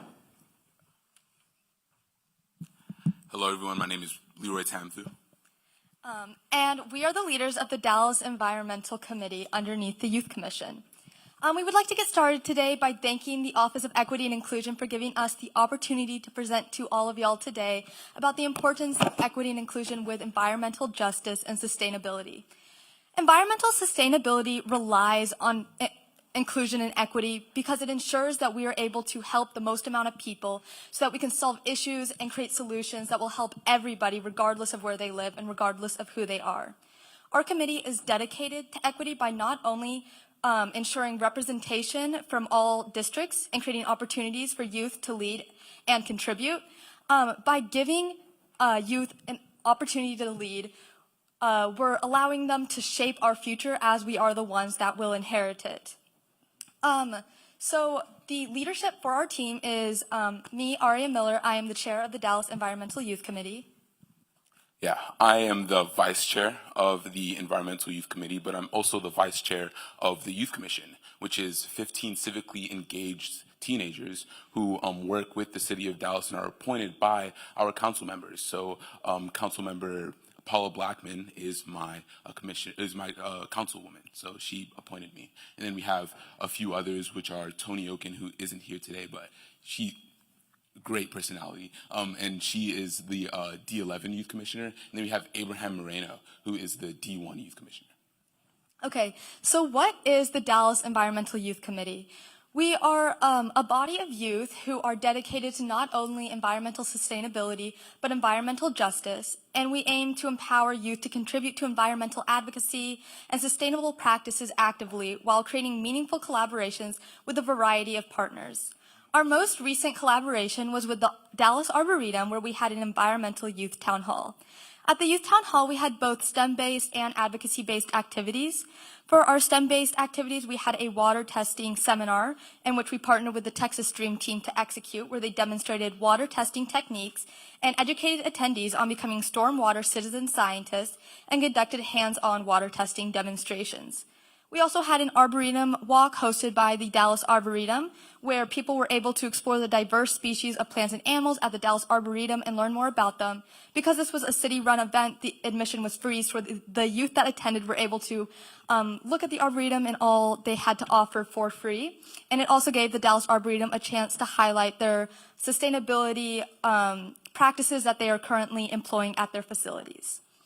For our advocacy activities, we had a panel where we had panelist Christopher Gearing, who is the legislative environmental aide for Senator Royce West, and Officer C. Garcia from the DCC. They discussed environmental sustainability efforts, and there was also an open Q&A time, so our attendees were able to ask questions about what the city of Dallas was currently doing for issues they were facing in their community. We also had an activity where each person was given a problem and then they created solutions that they presented in front of the group.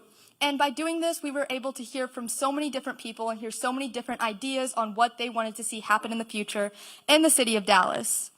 I'm now going to turn it over to Leroy so he can talk about our key outcomes. Yeah, so our advocacy piece is one of the most important pieces, especially to me, because when it comes to advocacy, youth are often overlooked. We are not the future, but we are the now. And I think that that specific portion of this town hall was very important because we got to hear from different districts all over the city of Dallas. These are students, who did debate, students, that do a bunch of different activities that came together and thought about solutions to which we can, create environmental sustainability in the city of Dallas. One of them was cleaning up some of our DART buses so that way we can have people take more public transport and kind of lessen the amount of cars that are on the road, which is very creative because not a lot of people think about what goes into the environment, what different portions go into, environmental sustainability and what it means for us to live in a world that is, clean, but also what it means for our children someday, right? And I think that was a huge piece of it. This would also be used for ideas that we're putting together in the city of Dallas for the All-American City Award, which is an award that the Youth Commission goes out on. Last time it was in Denver, Colorado, where we talked about the things that we were doing in the city of Dallas. And the last time it was about trying to create equitable solutions for students all across the city of Dallas, which is through our Dallas Scholarship Committee. But this year, it is about environmental justice, and it's our time to shine. So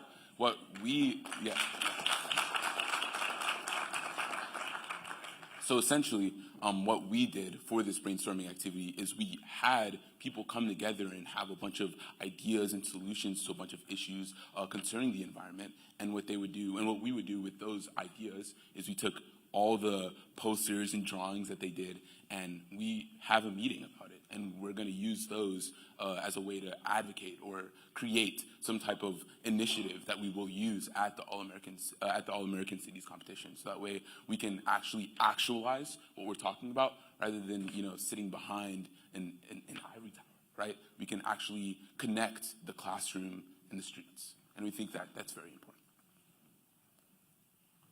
So in doing this, we obviously need partners, and that is what we created through the Youth Town Hall.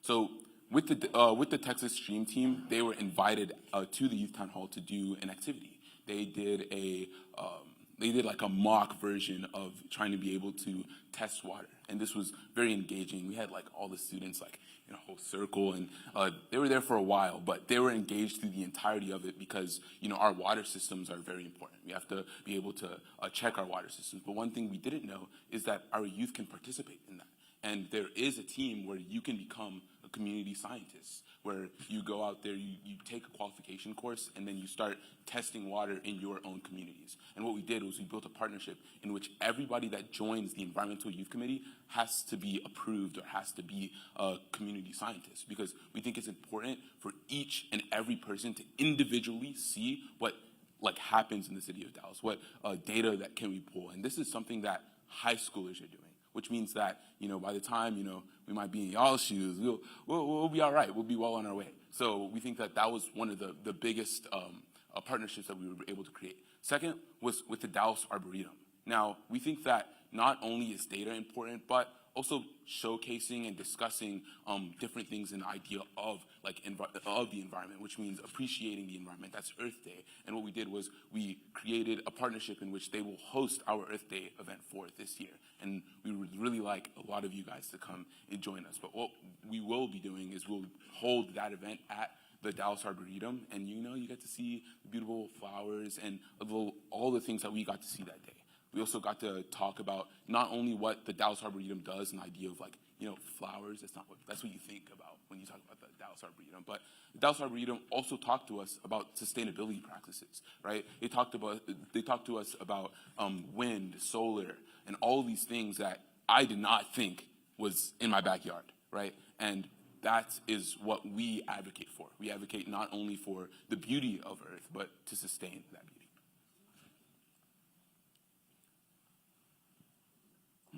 Yeah, go ahead. Okay. So this is what we're doing. This is our commitment to doing environmental justice and helping our community. On all of y'all's table, there should be I commit cards. So please write down what you commit to do to help our society. Mm-hmm.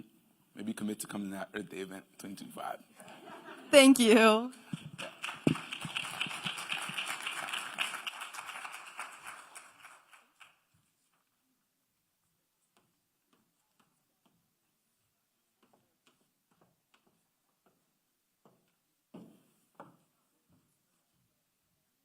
And now, please help me welcome to the stage Dr. Lindsay Wilson. She's the Director of the Office of Equity and Inclusion, and also Paul White II, Interim Director of the Office of Environmental Quality and Sustainability.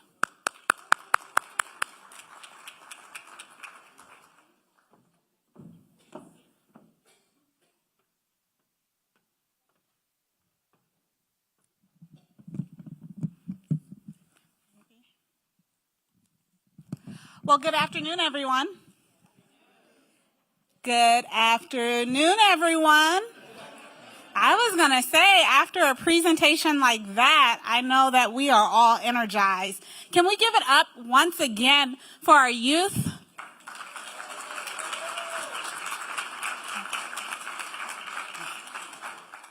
Now, that's a hard act to follow. You were pacing the stage, you had us all engaged, and so thank you both again for not only sharing with us today, but for all that you do on a day-to-day basis. We truly appreciate it. As mentioned, my name is Dr. Lindsay Wilson, and I have the honor to serve as the Director for the Office of Equity and Inclusion. And alongside me, I have... Hello, good afternoon, y'all. My name is Paul White II, and I am the interim director of Office of Environmental Quality and Sustainability, and I am happy to be here with y'all today. Just a little background for myself. I am a native Texan from right here in Arlington, Texas, just a little bit west around the corner from y'all. We went to Kentucky State University, undergrad for biology, and University of Oklahoma after that.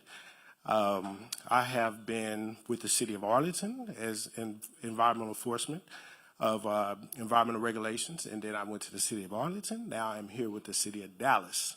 And I love the City of Dallas because I can honestly make an impact. And anyone who knows me knows that the community has been a big part of raising me up. From Big Brothers and Sisters to Boys Club of America to YMCA. So the ability to be here at the City of Dallas and be able to see an honest impact on the work that we're doing is the reason why I'm still here, and I plan on being here for a long time. Thank you. Yeah, absolutely. And so one of the things that our Youth Commission just challenged us to think about, and I don't know if you guys had a moment to find those I Commit cards. When we started the equity indicators 6 years ago, after releasing the report, to Dr. J's earlier point around the report just being that if we don't actually use it to move to action. And so in 2019, when we released the original report, Assistant City Manager Liz Cedillo Pereira and the executive leadership team committed to using that to inform decisions, to not allowing that report to sit on the shelf. And so I'm excited to share over the last 5 years, we've used the report to push for policy recommendations that actually have been passed in the City of Dallas. We've used the report with many of you in the audience to intentionally partner, right, around closing disparities. As you can see, the report has several different themes: education, economic opportunity, neighborhoods and infrastructure. And while all of that doesn't sit under the City of Dallas in isolation, it requires intentional partnerships. And so we want to hear from y'all. What are some of the things that you're committed to leaving here today? I think we have a mic. If not, I'm going to give up my mic. And if we can get a few people to share what they're hoping to commit to.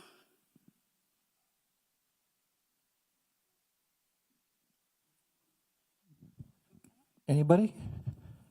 Back here? Okay.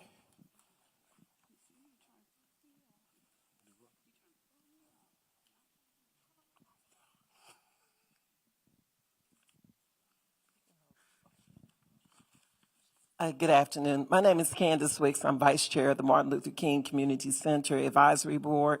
I represent District 3, and I also sit on the Paratransit DART Board. Obviously, you see I'm disabled, so I'm an advocate for people that are like me, and we need to do more to include and involve people with disabilities in the processes of city work. I make a commitment to making sure that DART is going to be at next year's event. Transportation is obviously important, especially in underdeveloped and, let's say, lower socioeconomic neighborhoods. And so since we know that the lead is in District 3, District 7, District 4, District 8, District 5, south of the Trinity, it's very important that our communities are engaged, informed, and educated on these critical issues. So that is my commitment as I leave here today.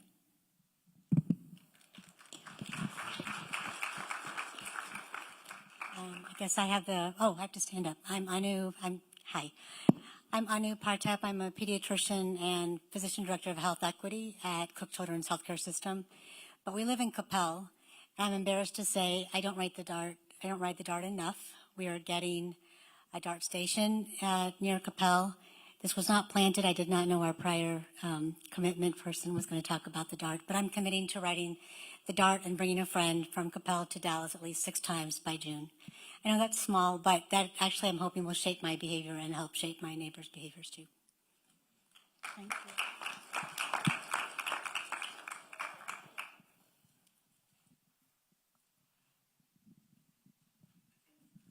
Can you hear me? We can hear you. My name is Dr. Barry Lackman. I'm a pediatrician, public health doctor, and I represent District 12 in the Dallas Environmental Commission. I'm also the vice chair of our subcommittee on health. And I have a number of issues that I'm committed to working on over the next years. And I love the picture of Martin Luther King because on Sunday afternoon, I'm going to be on a panel at the library with Martin Luther King III. So that's a great, meaningful thing for me. I am committed to the efforts that Dallas Area Interfaith has started in combating the effect of slumlords on health conditions in rental housing.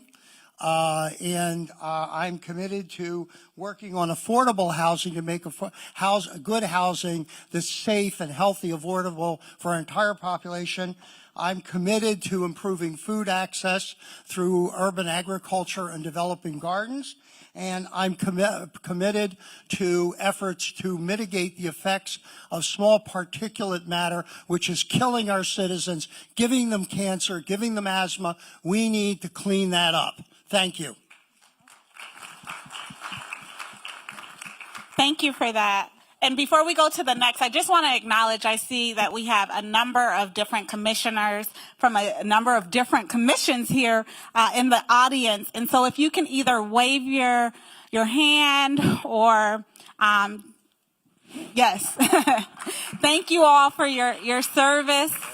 We truly appreciate all that you do. Commission on Disabilities, Environmental Commission, MLK Advisory Board. Hopefully I didn't miss anybody. No, I think we're good. Did we miss anybody? No. All right. Okay. I'm Lovey Verser, and I commit to personally just planting a tree because hearing that stat was eye-awakening for me. I grew up in Kansas, and since I've been in Dallas, I've cared for my mother and my mother-in-law, and they both, had issues with health. But I always wondered what is causing all the cancer. And my husband's mother just passed away in August of cancer. She grew up in Iowa. But just hearing that and knowing that a tree can do something, that was important to me. And then the second part, I attend Cedar Crest Church, which is the oldest black church in District 4. It's actually in Dallas, but in District 4. And I want to get with my church because it's definitely a food desert over there. I was going to buy some stuff to give away after church, and I had to drive 20 minutes away just to get something when I first started going there. So that's important to me. Thank you.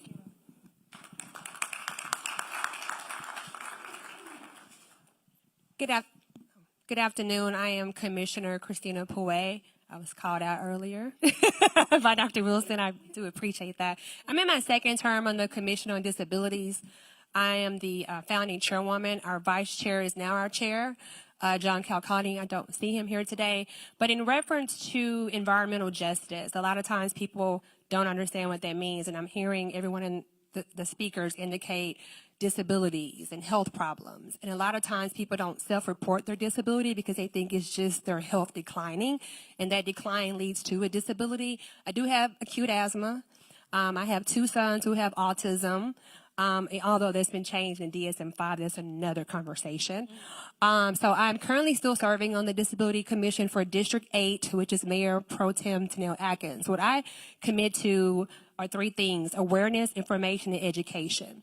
And a lot of our community members, some know we exist, some don't. So even this Saturday, I'm not sure how many of you would be at the MLK parade. I would be walking in the parade with our flyers that, with the support of the Office of Equity and Inclusion and Dr. Lindsay, I have 100 flyers that I will be giving out to constituents and community members, because our meetings are every 4th Tuesday at 2 p.m. And while I understand that individuals are not always willing or want to come down to City Hall, kind of gets intimidating sometimes, you are more than welcome to sign up to speak online. We want to hear your concerns. We want to hear the things that bother you. We want to hear your questions of which you may not know, so that we can assist you, because we implement programming and we look at local, state, and federal funding, but the mayor and city council who makes those decisions where those needs should be implemented. Thank you. Thank you. Okay, I'm committed to it all. However, there's so many departments and so many branch offs. Where do we go to volunteer for all of these wonderful things? I'll plant a tree, I'll lay in the street. I just need to know where to sign up.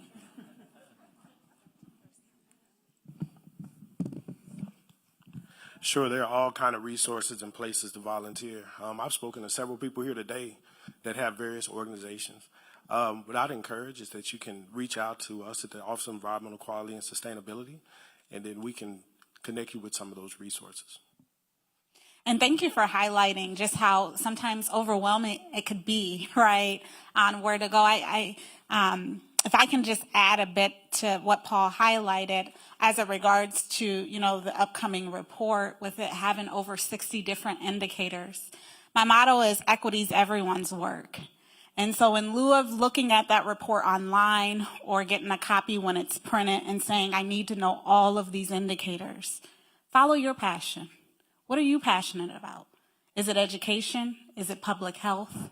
Is it environmental justice? And really lean in there. So in the Office of Equity and Inclusion, we're always looking for partners. And so I invite you to email us as well, equity@dallas.gov. Right? Yes. That's right? Okay, that's right. But really, seriously, naturally, what do you wake up wanting to change every single day? And use that as your leading force to say, how do I close the gaps here in Dallas? Yes, we're a vibrant city. Yes, we are diverse. We speak over 90 different languages. But all of our residents do not experience it in the same way. And so that's what are you committing to is all about. What can I do tomorrow? We have one more. One last question. How y'all doing? My name is Tamika Durrell. I am the Environmental Commissioner for District 7. District 7 is South Dallas, Fairport, Buckner Terrace, Joppy, Bunton. That's where I represent environment, where all the environmental racism is. Okay? So I'm committed today because this equity plan, it looks different in the southern sector, the sector I represent. The 62 indicators, they look different in the southern sector. So I'm committed to implement the 62 indicators in the southern sector that really impacts us, because the plan is for the whole city. But the plan does not represent our part of the city, what we need, because we face more disparities than the northern section. So the equity plan needs to be pushed more in the southern sector. And yes, we're doing good with the Environmental Commission. We have implemented 5 air quality monitors in my district. Okay? We're working. I'm working. So that percentage that went up in the equity, what part of that has to do with the Environmental Commission implementing air quality monitors in the district. In District 6, in District 7, District 8, we're working. But the equity plan, I'm committed, standing here today, to make sure that plan represent my area. Absolutely. Thank you.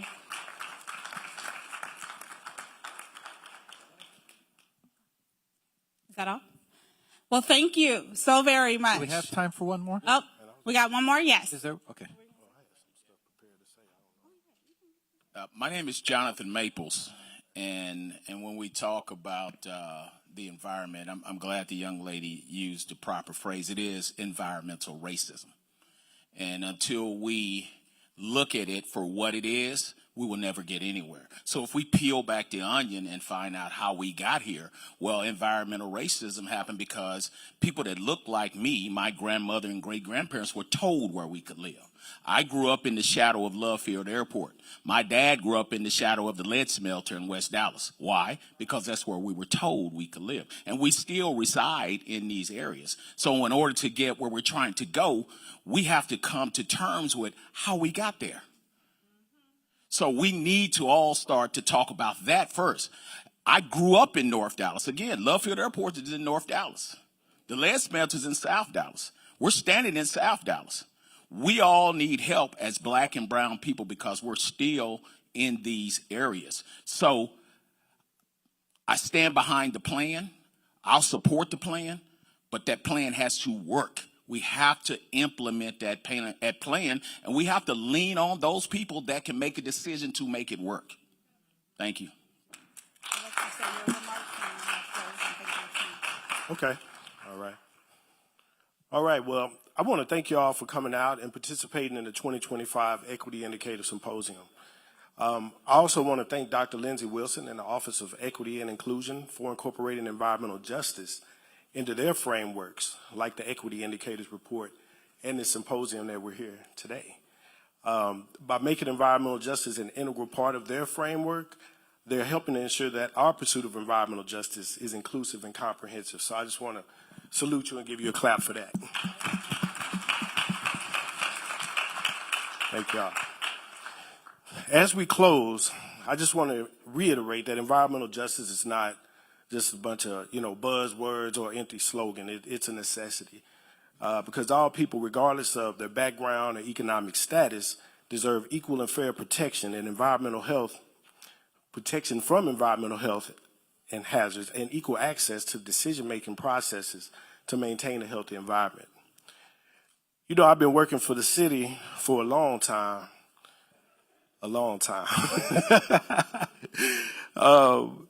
And I've been working on a lot of EJ issues in, Highland Hills, Jaffe, Commissioner DeRoe. We've been knowing each other for a minute, and out in West Dallas.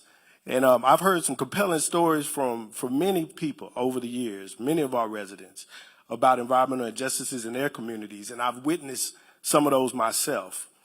And it's been a common theme that the majority of these problems are occurring in historically underserved and overburdened communities of color. And one thing that I liked about today was a key word that I kept hearing people say was data-driven. And you can look at the data and it backs this information up. We got people in the house living it right now. So sometimes I ask myself, I say, well, are we doing enough as a city to right these wrongs? Are we proactive enough? I tell my team all the time, I want to put us in a position to win. The best way to be in a position to win is to do what? You have to be proactive. You have to think strategically. Well, I can stand here today and say, I'm proud to say that I'm inspired by the progress that we've made so far, and I'm excited about working together with everybody in this room. I've gotten a chance to introduce myself to some of you all, but after this, feel free to come up because we can accomplish so much in the future if we work together. Frameworks like the Comprehensive Environmental Climate Action Plan, CCAP for short, I prefer CCAP, and the Racial Equity Plan are two examples of Dallas's commitment to improve the quality of life for its residents. For example, the CCAP, which is my department, which my department oversees, it focuses on improving environmental quality and public health through a variety of initiatives like reducing greenhouse gas emissions, increasing energy efficiency, and transitioning to renewable energy sources. It also prioritizes investments in historically underserved communities. Our Brownfield program is a good example because it helps promote economic development through environmental investment to revitalize properties that may have been otherwise abandoned.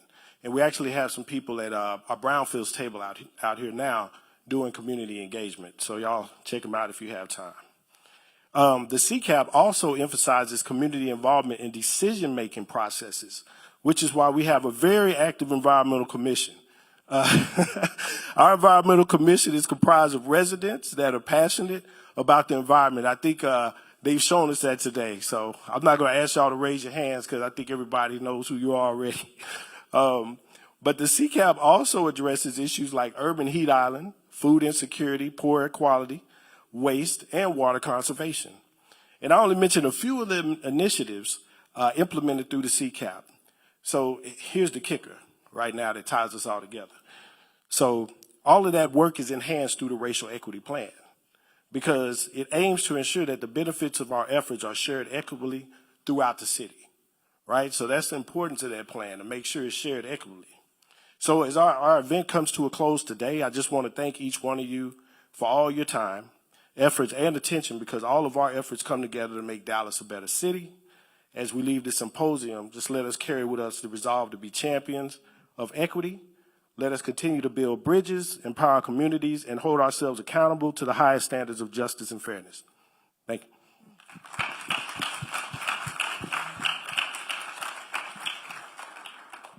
Thank you again, Paul, and your entire team for your partnership and the work that you do every day.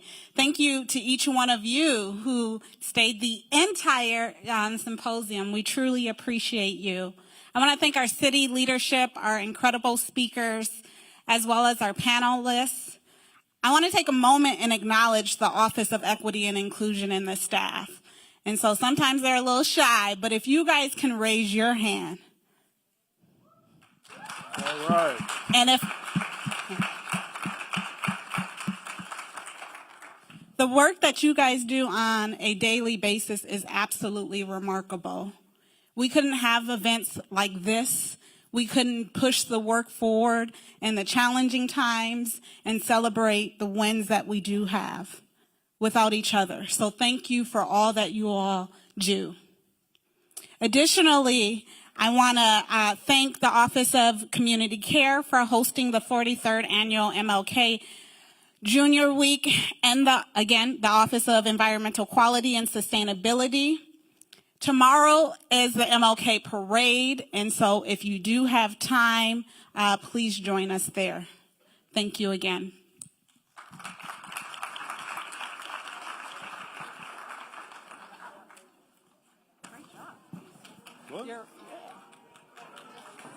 Thank you. Yes, no, thank you. Thank you. And please don't forget to turn in your name tags, right? Please return your name tags. We need to recycle the name tags in front of